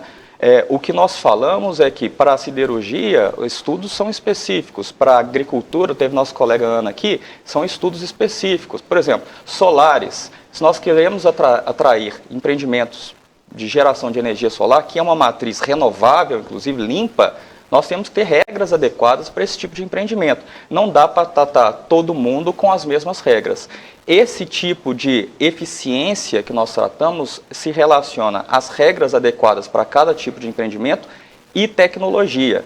E se fizer um comparativo das regras do passado com as regras atuais, para os casos dos empreendimentos com alto impacto, como é o caso da construção de uma barragem, as regras são literalmente as mesmas. Não houve nenhuma diminuição de rigor técnico quanto aos estudos para análise. O que se faz é entender as dificuldades e as individualidades de cada tipo de setor para que você tenha regras adequadas para eles, né? Isso é muito importante.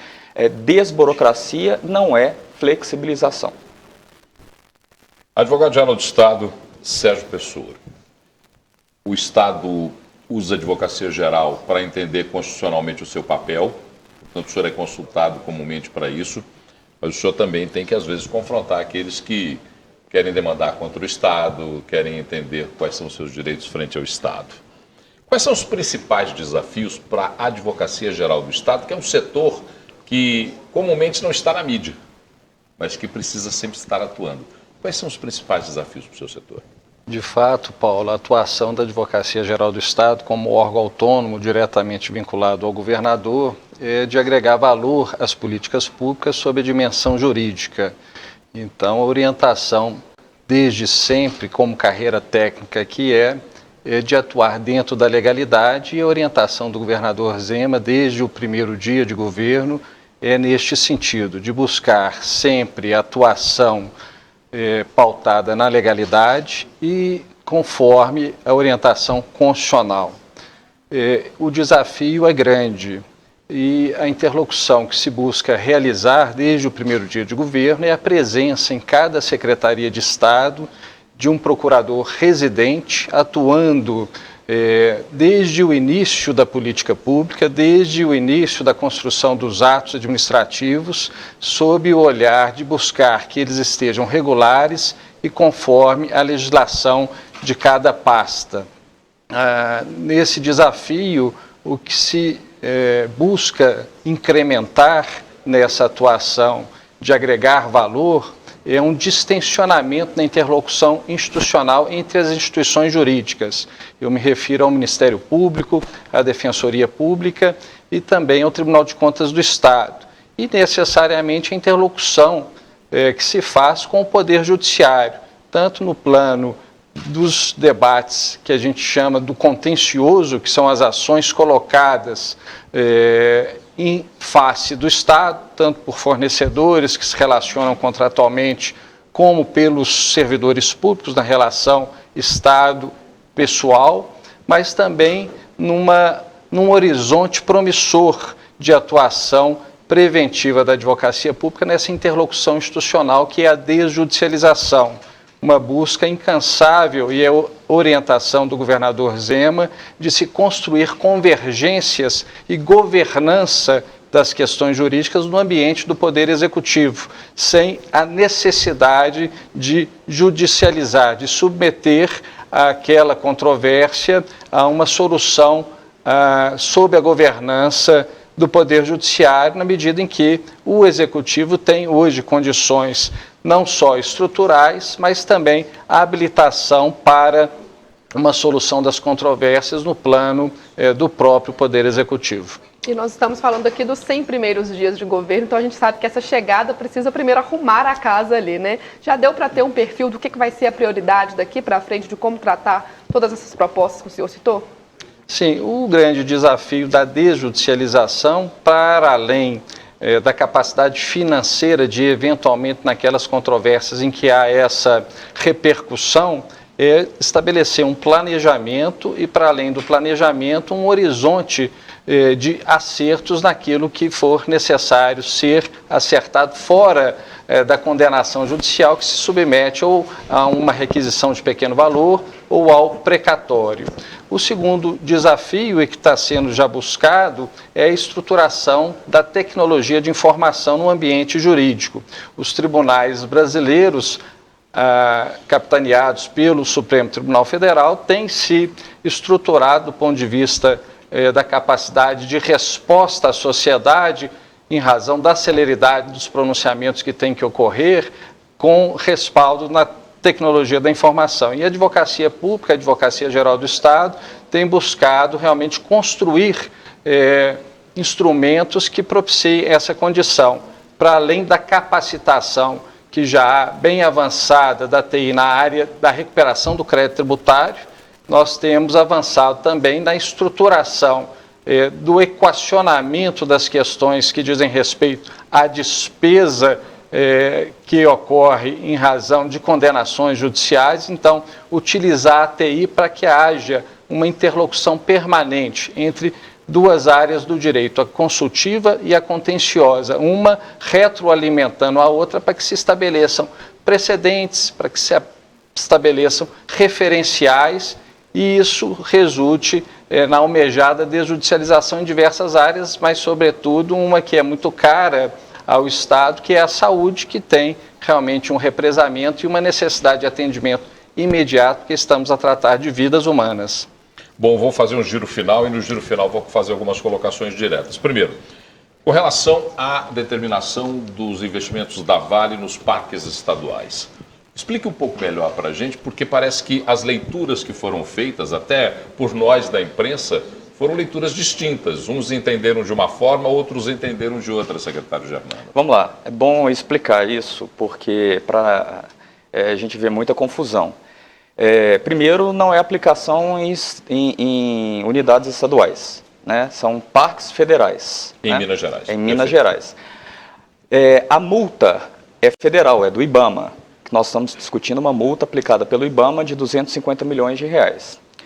Juridicamente, no aspecto legal, não é possível você converter um valor de uma multa administrativa para aplicar na própria recuperação do desastre, por um simples fato. Isso já é a obrigação da empresa fazer, num princípio que nós chamamos de reparação integral. Então, tem que fazer as medidas de recuperação e as medidas de compensação. Isso está sendo discutido num comitê, por iniciativa do nosso governador Romeu Zema, que se chama Comitê Pró-Brumadinho. Todas as medidas estão sendo discutidas aqui, de reparação e de compensação.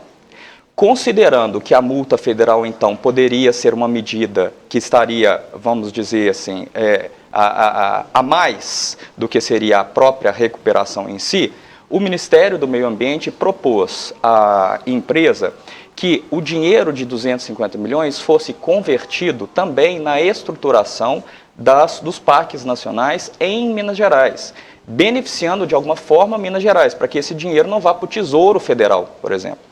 E aí você também faz, como nós estávamos discutindo aqui, a diversificação econômica também de uma região, incentivando o turismo ecológico, a gastronomia, o ecoturismo, a hotelaria, enfim.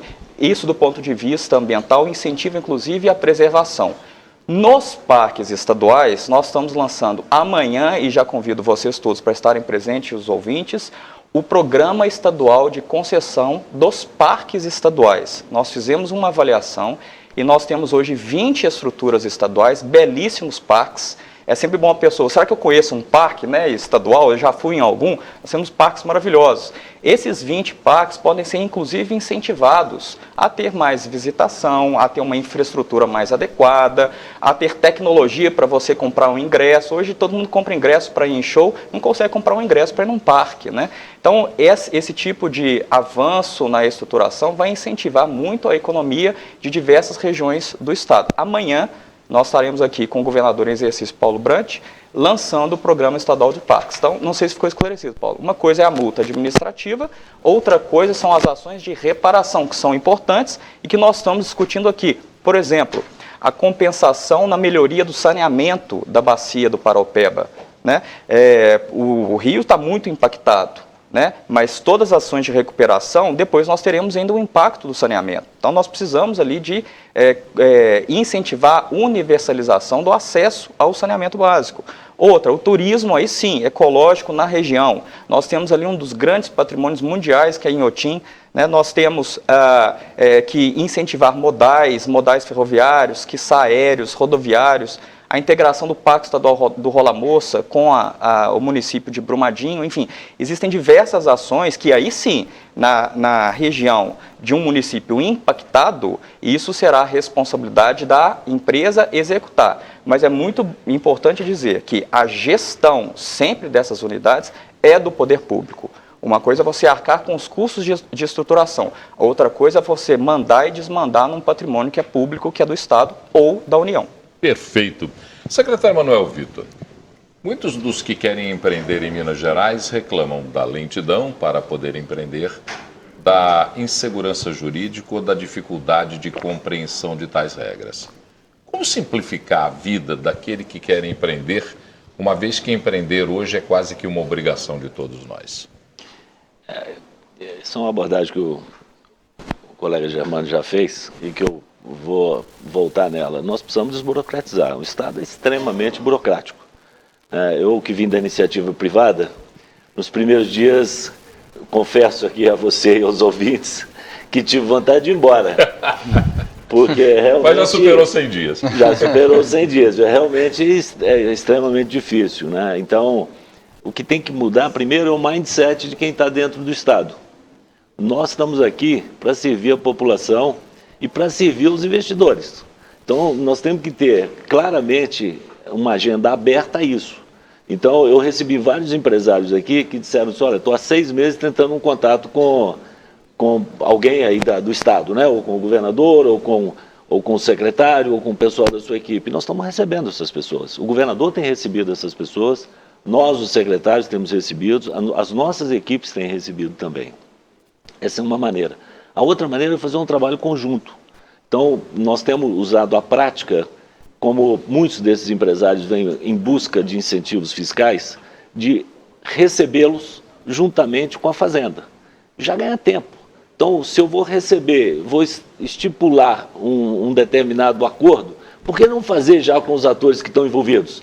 Falamos ontem, eu e o Germano, que podemos fazer a mesma coisa com relação ao meio ambiente também, desenvolvimento econômico e meio ambiente. Então, nós precisamos ser proativos nisso e não seguir ritos e regras pré-estabelecidas. Temos que romper com essas regras pré-estabelecidas para garantir que o empresário tenha prazer em vir para cá. Então, eu atendo gente à noite, atendo no fim de semana, atendo ligação, WhatsApp, e-mail. Essas são as maneiras. Então, são coisas simples, mas são práticas que vão ajudar que essas pessoas criem confiança de investir conosco.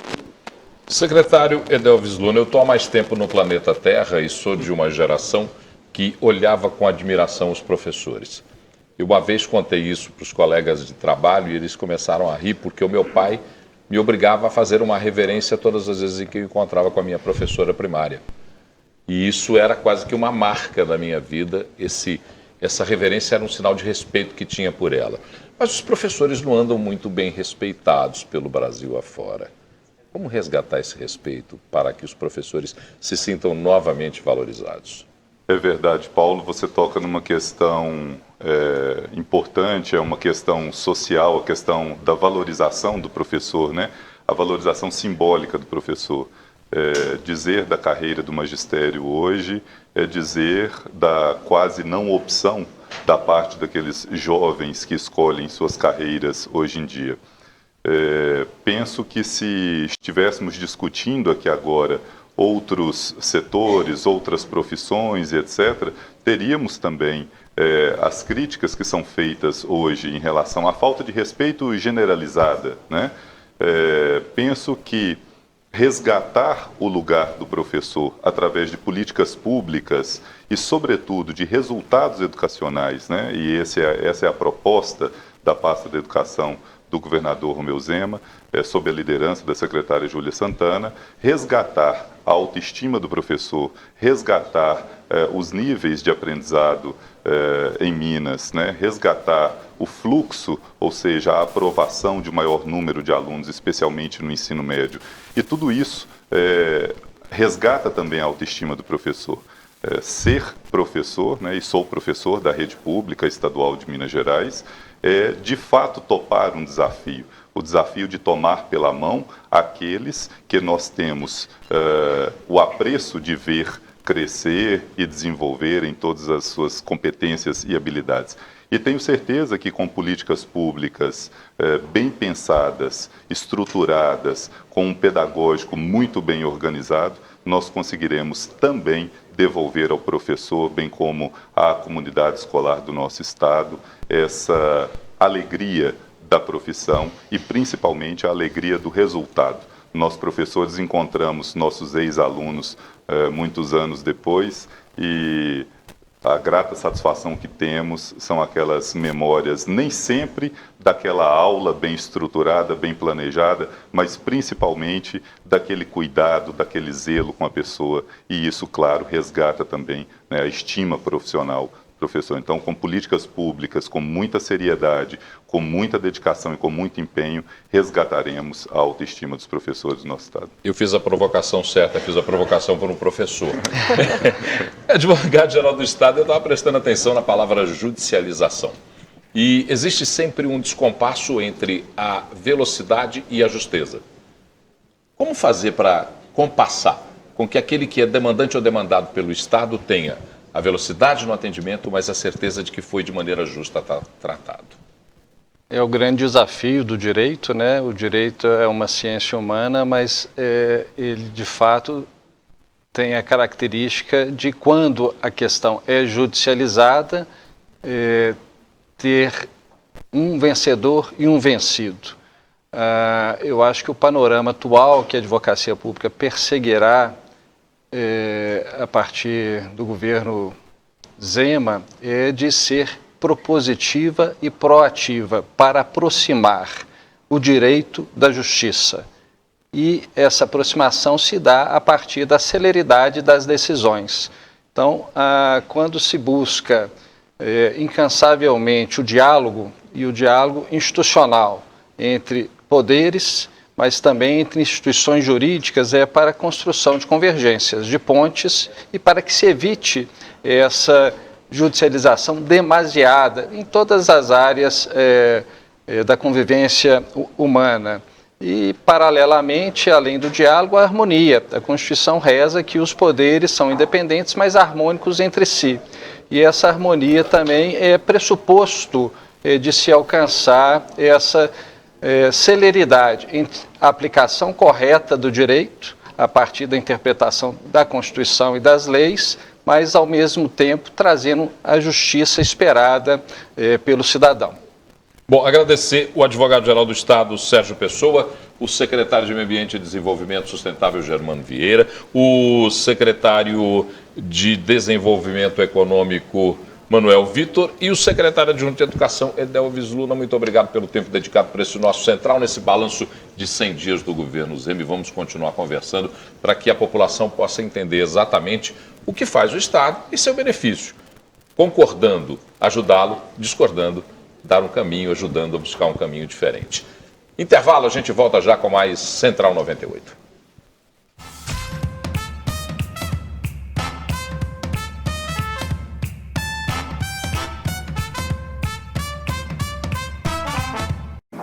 Cara, sua família tá usando a internet e vai travar o jogo aí. Aí, família, desconecta aí! Você é muito sem net, né? Isso aqui é banda larga de ultra velocidade. O Wi-Fi é Plus, mais potente. E eu tenho ponto ultra pra jogar. Então tá. Ô, foi mal, hein? A internet aqui bomba, eu não sabia!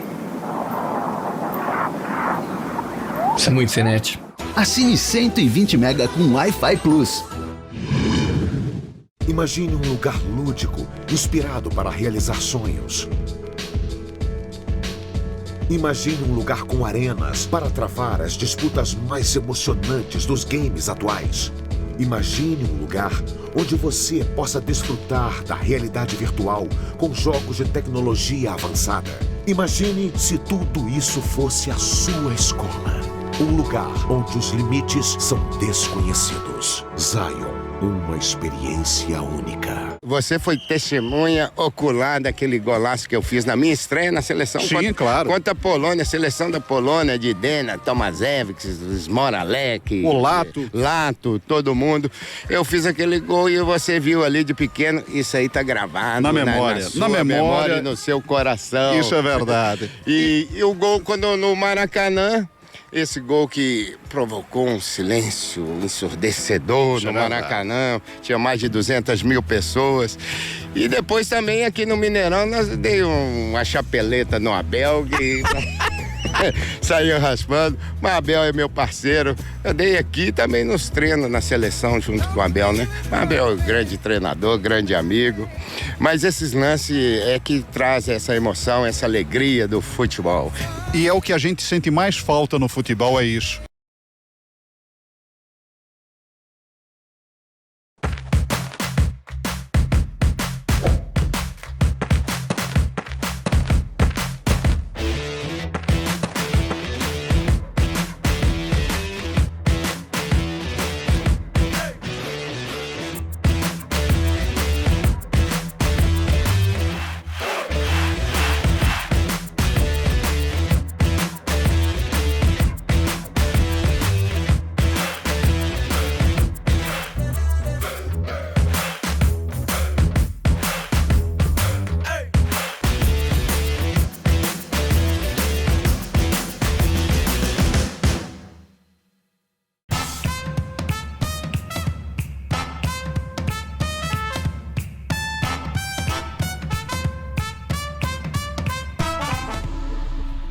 Bom, de volta aqui na cidade administrativa. 98. Eu atropelei a vinheta lá do Antonelli. Eu tenho certeza que eu fiz isso. Antonelli, desculpas, mas de volta na cidade administrativa com o programa que traz os 100 dias do governo Zema, esse Central 98 especial. Conosco mais uma rodada, a rodada final de secretários que participam dessa conversa. Agradecer sempre a estrutura da cidade administrativa, a compreensão do governo de Minas em nos permitir fazer esse programa daqui para levar ao cidadão o conhecimento de cada um dos secretários e aquilo que nesses 100 dias, como proposta, como realização, está acontecendo. Eu apresento entre nós a secretária de Desenvolvimento Social, Elizabeth Chucar. Muito obrigado por sua presença, prazer recebê-la aqui. O coronel Erlon Dias do Nascimento, que é major do Corpo de Bombeiros, do Corpo de Bombeiros Militar. Conosco também o coronel Giovanni, comandante-geral da Polícia Militar de Minas Gerais. Tudo bem? Outro dia o Alexandre Calil, o prefeito, falava bem do senhor, então eu já estou até fazendo essa inconfidência aqui. Então tá. Agora eu entendi por que ele falava bem do senhor outro dia na conversa. Conosco também o secretário de Saúde, Carlos Eduardo Amaral. Secretário, muito obrigado por sua presença aqui. Eu que agradeço. E o secretário que tem uma missão que é uma missão de costura, uma missão de conversa, uma missão de proximidade. O secretário Custódio Matos, que é secretário do governo e que faz a relação do poder com outros poderes, né, secretário? Que é uma tarefa bastante complicada. Mas eu vou começar conversando com a secretária de Desenvolvimento Social. Me permita, se eu fico buscando aqui, porque o nosso amigo Lucas, ele conseguiu roubar aqui da minha pasta agora aqui a secretária de Desenvolvimento Social. E eu fico aqui absolutamente perdido enquanto ele não fizer isso comigo. Me devolve a secretária, por favor, Lucas, senão não consigo conversar com ela. Secretária Elizabeth Chucado. Desenvolvimento Social é uma pasta que chama a atenção pelas necessidades que temos hoje, de grandes diferenças e de necessidades de conciliação. Qual que é a percepção desses 100 dias do governo, dessas necessidades do povo de Minas Gerais e das políticas públicas que devem ser voltadas a esses cidadãos? Nós estamos fazendo um levantamento de... A economia como um todo fez as pessoas empobrecerem. Com isso, elas terem mais necessidades. Então, nós estamos levantando esse aumento que nós chamamos de vulnerabilidades e nossa proposta é trabalhar a vulnerabilidade no caminho para a pessoa ter autonomia. Então, todos os nossos projetos são da vulnerabilidade à autonomia. E o que significa isso? Capacitar as pessoas para terem um bom emprego, tentar organizar com o desenvolvimento econômico essa volta das pessoas aos seus postos de trabalho, para elas terem autonomia e assim terem retomada a sua cidadania. A questão da política habitacional, que muitas pessoas perderam suas residências por não terem empregos e não conseguirem pagar aluguéis. Um projeto de habitação social. Também a questão de garantia dos direitos, como violação de mulheres, a questão também dos jovens, crianças e adolescentes. Tudo isso para eles terem um pouco mais de autonomia e resgatarem a sua cidadania.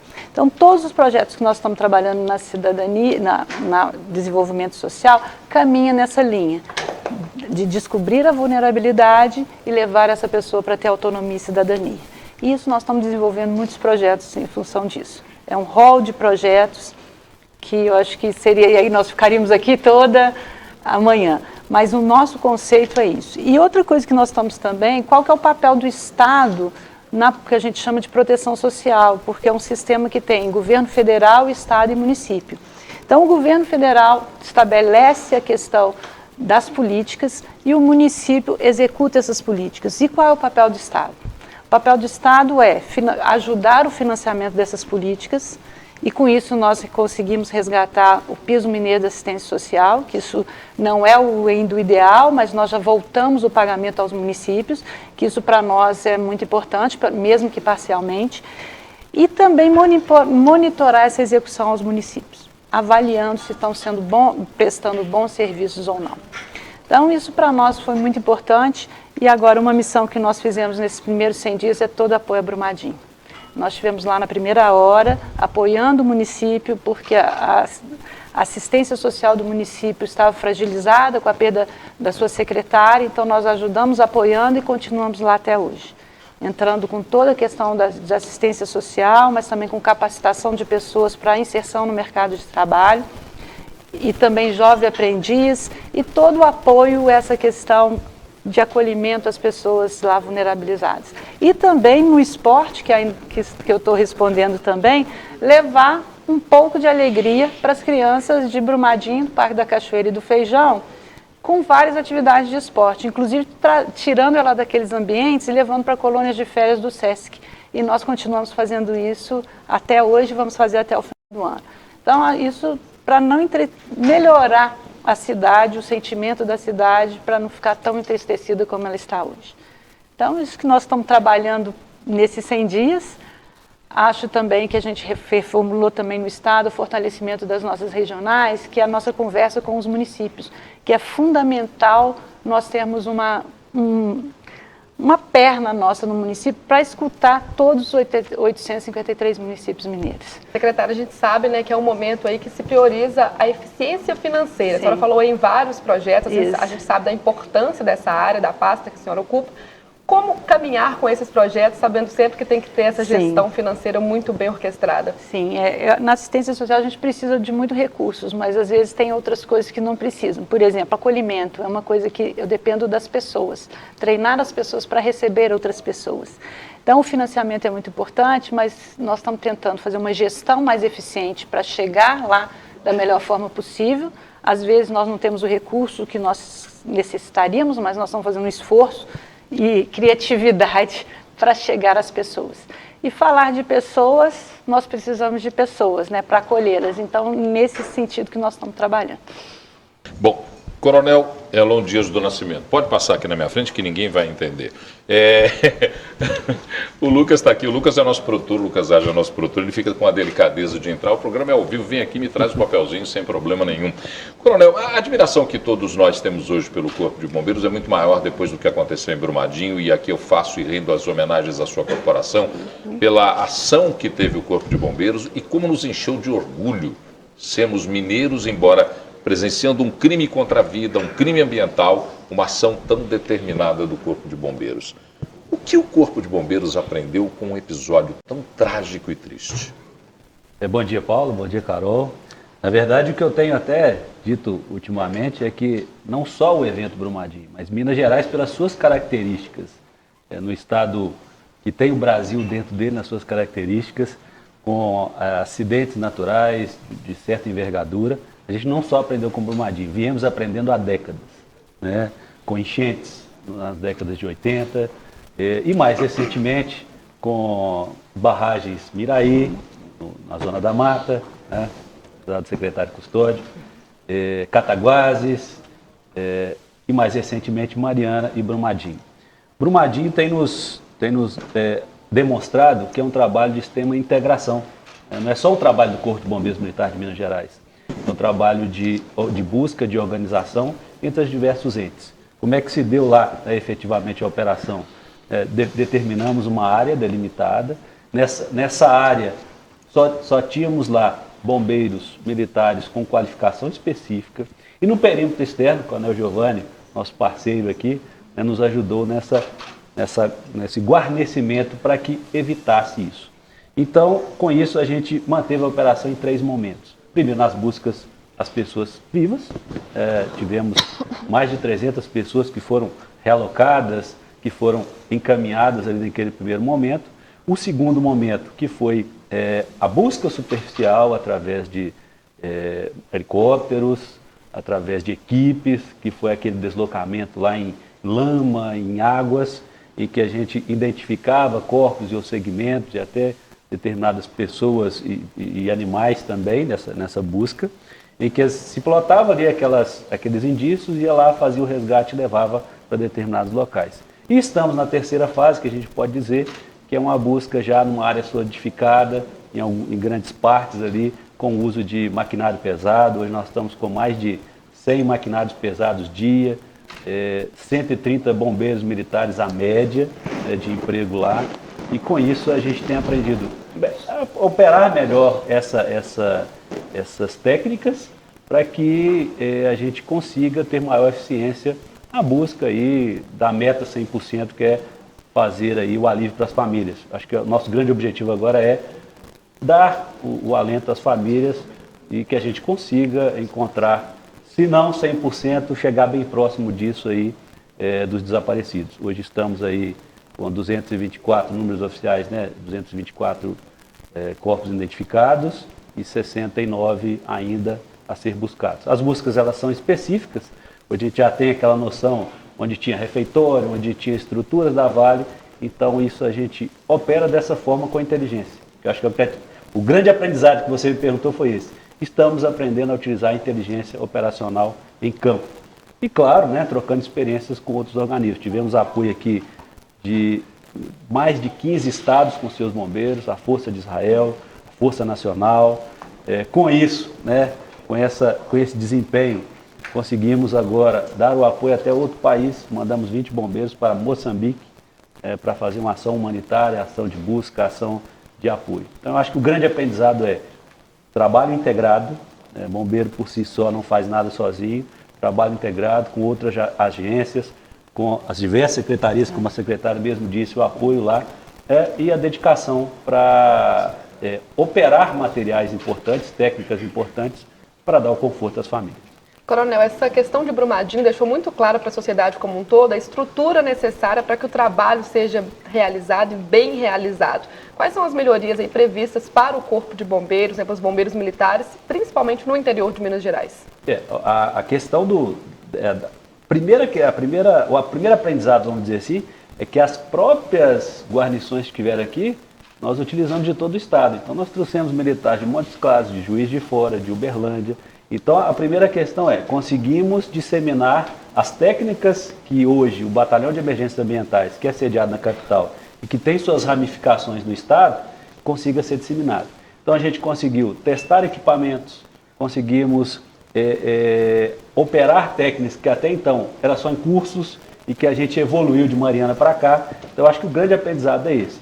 E a questão é, vamos ter que disseminar essa cultura de batalhões de emergências ambientais, de pelotões de emergências ambientais no interior do estado com bombeiros qualificados. Acho que esse é o grande aprendizado, a grande necessidade que a gente tem. E claro, a utilização de equipamentos e principalmente cães.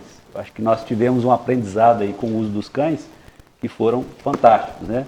Cães não são qualquer cães, nós temos cães hoje que conseguem trabalhar até 30 dias, outros acima de 30 dias, então é sempre aí um aprendizado dia a dia. Eu vou ter que dar uma apressada em todos na resposta, porque estão me passando um sinal de tempo ali. E nós temos que entregar para o 98 Futebol Clube. Isso não quer dizer que nós não vamos conversar com todos, não. Mas é porque a gente tem que coordenar o tempo. O tempo é o único bem que a gente tem que coordenar com muito carinho. Coronel Giovanni, comandante-geral da Polícia Militar, o senhor tem um desafio pela frente, porque a Polícia Militar tem uma percepção agora de maior presença, particularmente nas cidades grandes e médias. Mas nós temos também um aumento da criminalidade que toma conta das cidades menores, o que era uma preocupação que não tínhamos antes. Como é que o senhor vê isso e como repensar essa Polícia Militar agora à frente da corporação? Nós temos chamado esse fenômeno de interiorização do crime. Nós estamos fazendo uma rearticulação operacional em relação aos nossos recursos humanos, para que um número maior de policiais esteja lá na ponta da linha, colocando inclusive um efetivo mínimo lá nos destacamentos, que é a estrutura policial militar existente nessas pequenas cidades. Mas o governo, nesses 3 meses, já nos deu a missão de criarmos alguns programas voltados para a segurança do cidadão. Então nós estamos com 3 premissas postas pelo governo, que é aumentar a sensação de segurança. Nós temos números que indicam a redução da criminalidade, eles já foram divulgados, e muitas vezes esses números não refletem a sensação de segurança. Então nós estamos com a premissa de aumentar a sensação de segurança, reduzir o medo do crime e ao mesmo tempo colocar medo em quem pratica o crime, através de uma repressão qualificada. Nós vamos combater com muito rigor a criminalidade violenta. Com essas 3 premissas, nós estabelecemos 4 projetos dentro de um programa que nós estamos intitulando Minas Segura. Esses projetos é a setorização do policiamento, é o que foi feito aqui em Belo Horizonte, dividiu a cidade de Belo Horizonte em 86 setores, coloca o serviço da Polícia Militar naqueles setores e aproxima o policial militar do cidadão. Seja através de uma base de segurança comunitária, seja através de uma patrulha escolar, seja através de uma viatura de atendimento comunitário ou mesmo uma patrulha de atendimento à violência doméstica. Nós vamos trabalhar também na segurança rural. O governador Zema nos disse que nós deveríamos ajudar a população que está vivendo ali na cidade pequena e na zona rural dessa cidade pequena. Já temos recursos logísticos garantidos, porque precisamos de um veículo de maior porte, 4x4. Esses recursos já estão garantidos com uma entrega já prevista para o 2º semestre deste ano.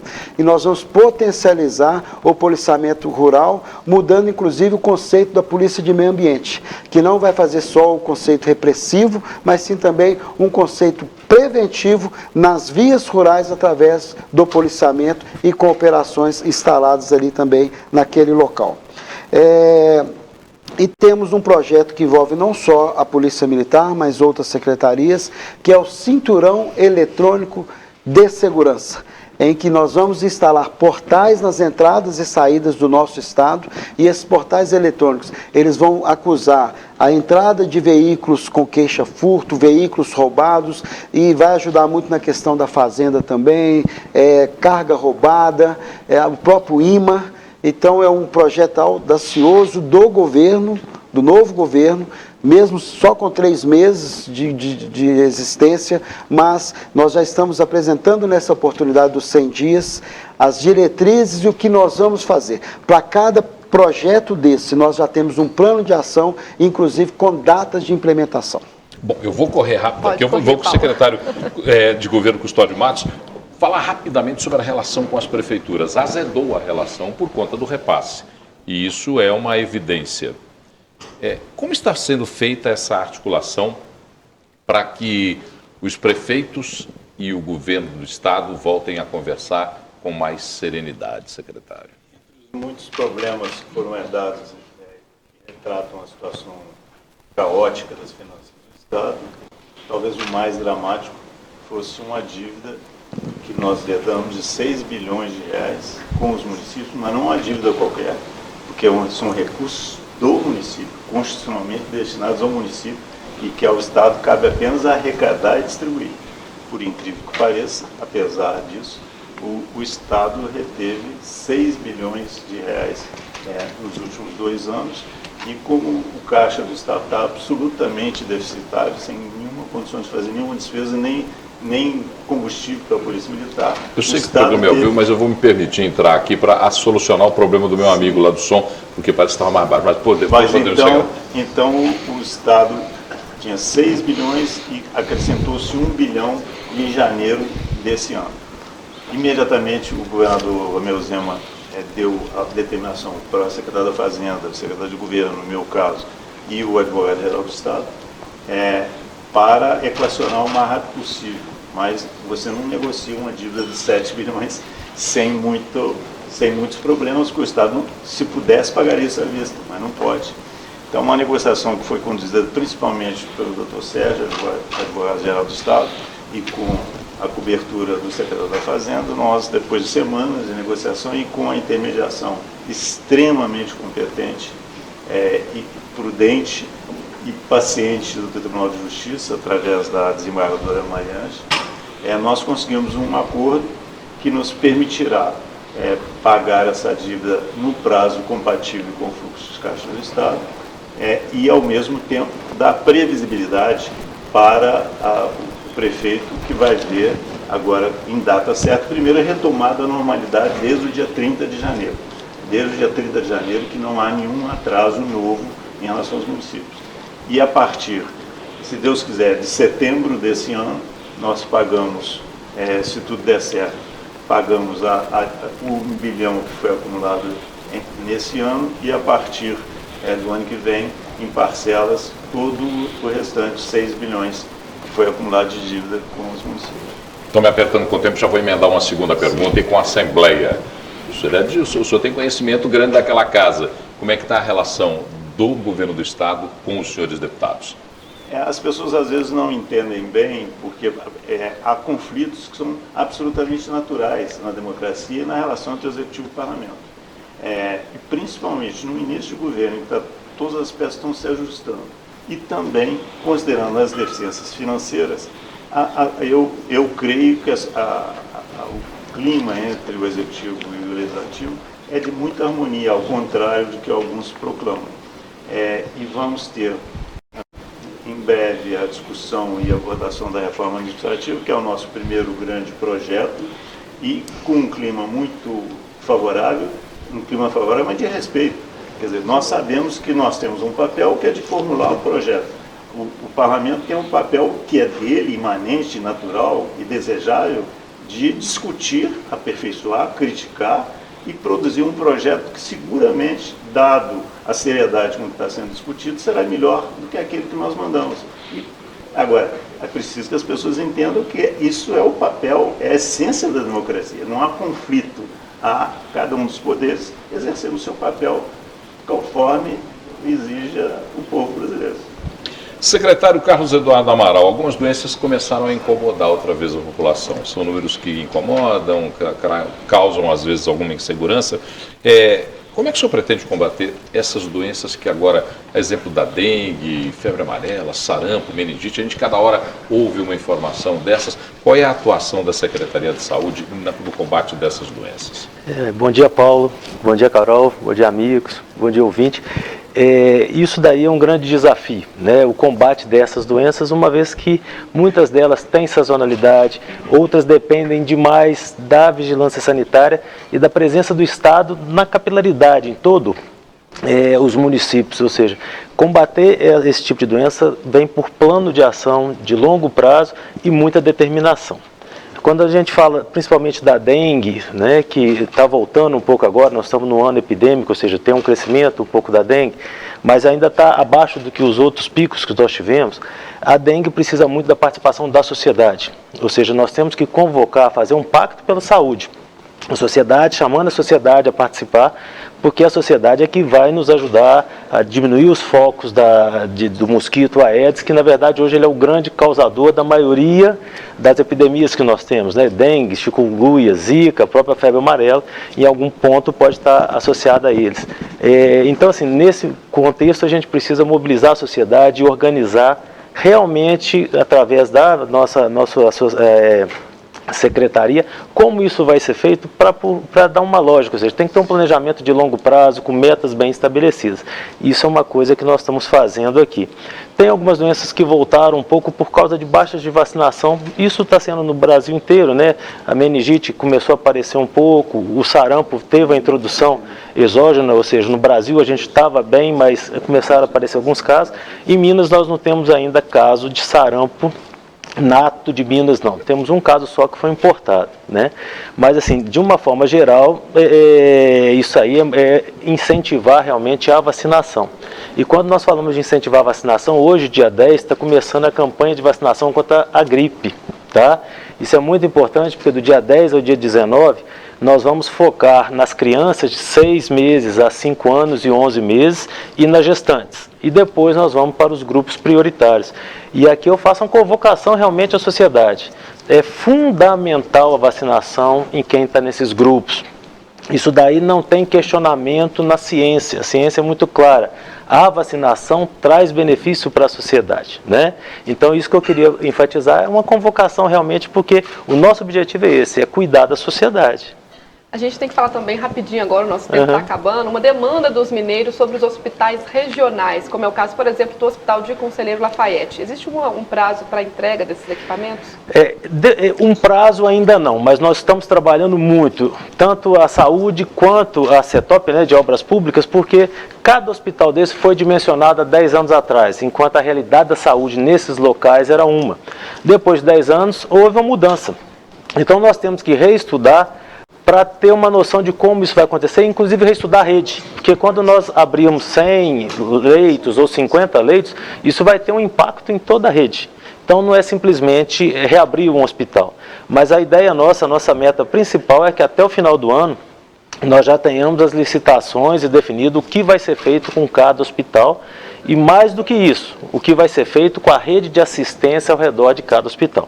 Sabe, para mim, construir um hospital é bom, mas o impacto que ele traz, tanto do ponto de vista financeiro quanto do ponto de vista de assistência na rede, isso é muito importante para mim, sabe? Porque, na verdade, às vezes ele pode trazer até prejuízos no todo. O secretário Custódio Matos quer 30 segundos para fazer uma correção e eu vou permitir, minha claro. correção é um acréscimo, porque eu disse, quando eu falei do acordo dos municípios, que nós, se Deus quiser, falei assim, vamos pagar o nosso bilhão em setembro, mas isso, o prazo do convênio, do acordo, é janeiro, podendo ser antecipado em 3 meses, caso nós consigamos, como eu espero que vamos conseguir, ter antecipação de recursos através do acordo fiscal e operações de crédito, que nos permita melhorar o caixa do Estado, portanto, antecipar em 3 meses o pagamento do primeiro bilhão que nós devemos aos municípios. Perfeito. Agradecer o secretário de Saúde, Carlos Eduardo Amaral, o secretário de Governo, Custódio Matos, o coronel Giovanni, comandante-geral da Polícia Militar de Minas Gerais, o coronel Erlon Dias Nascimento, que é o chefe do Estado-Maior do Corpo de Bombeiros, a secretária Elizabeth Jucá, que é do Desenvolvimento Social, e eu tenho que me apressar, porque senão eu perco o meu emprego.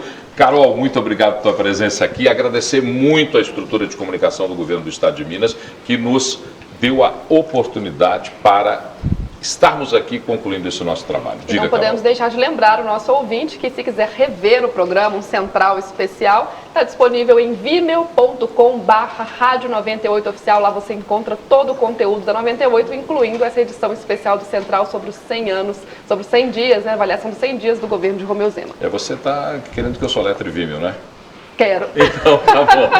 Bom, gente, muito obrigado pela sua audiência. Você continua com a programação da 98. Vem aí esses caras irreverentes, mas que trazem boas informações. Vem aí o 98 Futebol Clube. Até mais.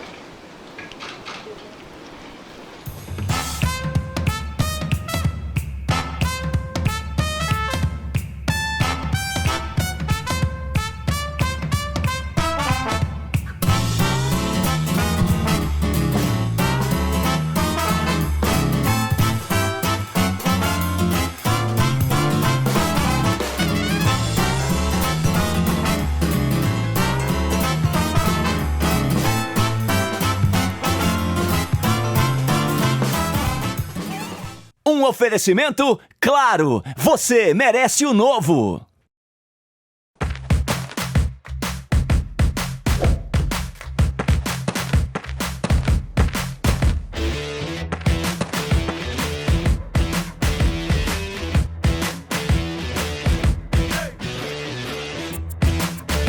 Uma ótima tarde para você ligado aqui no plantão do Rota 98. É hora de atualizar o trânsito para você. Para quem está agora na Prudente de Moraes, indo no sentido bairro, trânsito tranquilo, e no sentido centro um pouco mais movimentado. Neste ponto onde eu estou agora, aqui bem próximo à barragem Santa Lúcia, o trânsito para quem está no Antônio Cadar segue tranquilo, sem complicações, inclusive no acesso para quem está indo em direção também à Nossa Senhora do Carmo. No sentido Raja também, trânsito tranquilo neste momento. Na Raja, trânsito intenso, logo na chegada Contorno para quem está indo no sentido centro. No sentido bairro, trânsito movimentado, mas fluindo bem. No anel rodoviário, há uma fila que vem desde Jardim Montanhês até a chegada ao acesso à Cardeal Eugênio Pacelli, que por sinal tem trânsito tranquilo também, então pode aproveitar, passar por lá, porque a Cardeal neste momento tem trânsito tranquilo, sem grandes complicações. Deixa eu te falar uma coisa, comprou um carro, não está dando conta de pagar, ou melhor, o banco está ameaçando tomar, já recebeu aquela cartinha que ninguém quer receber? Pois é, então se liga nessa dica, a Solução Consultoria vai resolver isso tudo para você. É só ligar no 2559-8877. 2559-8877.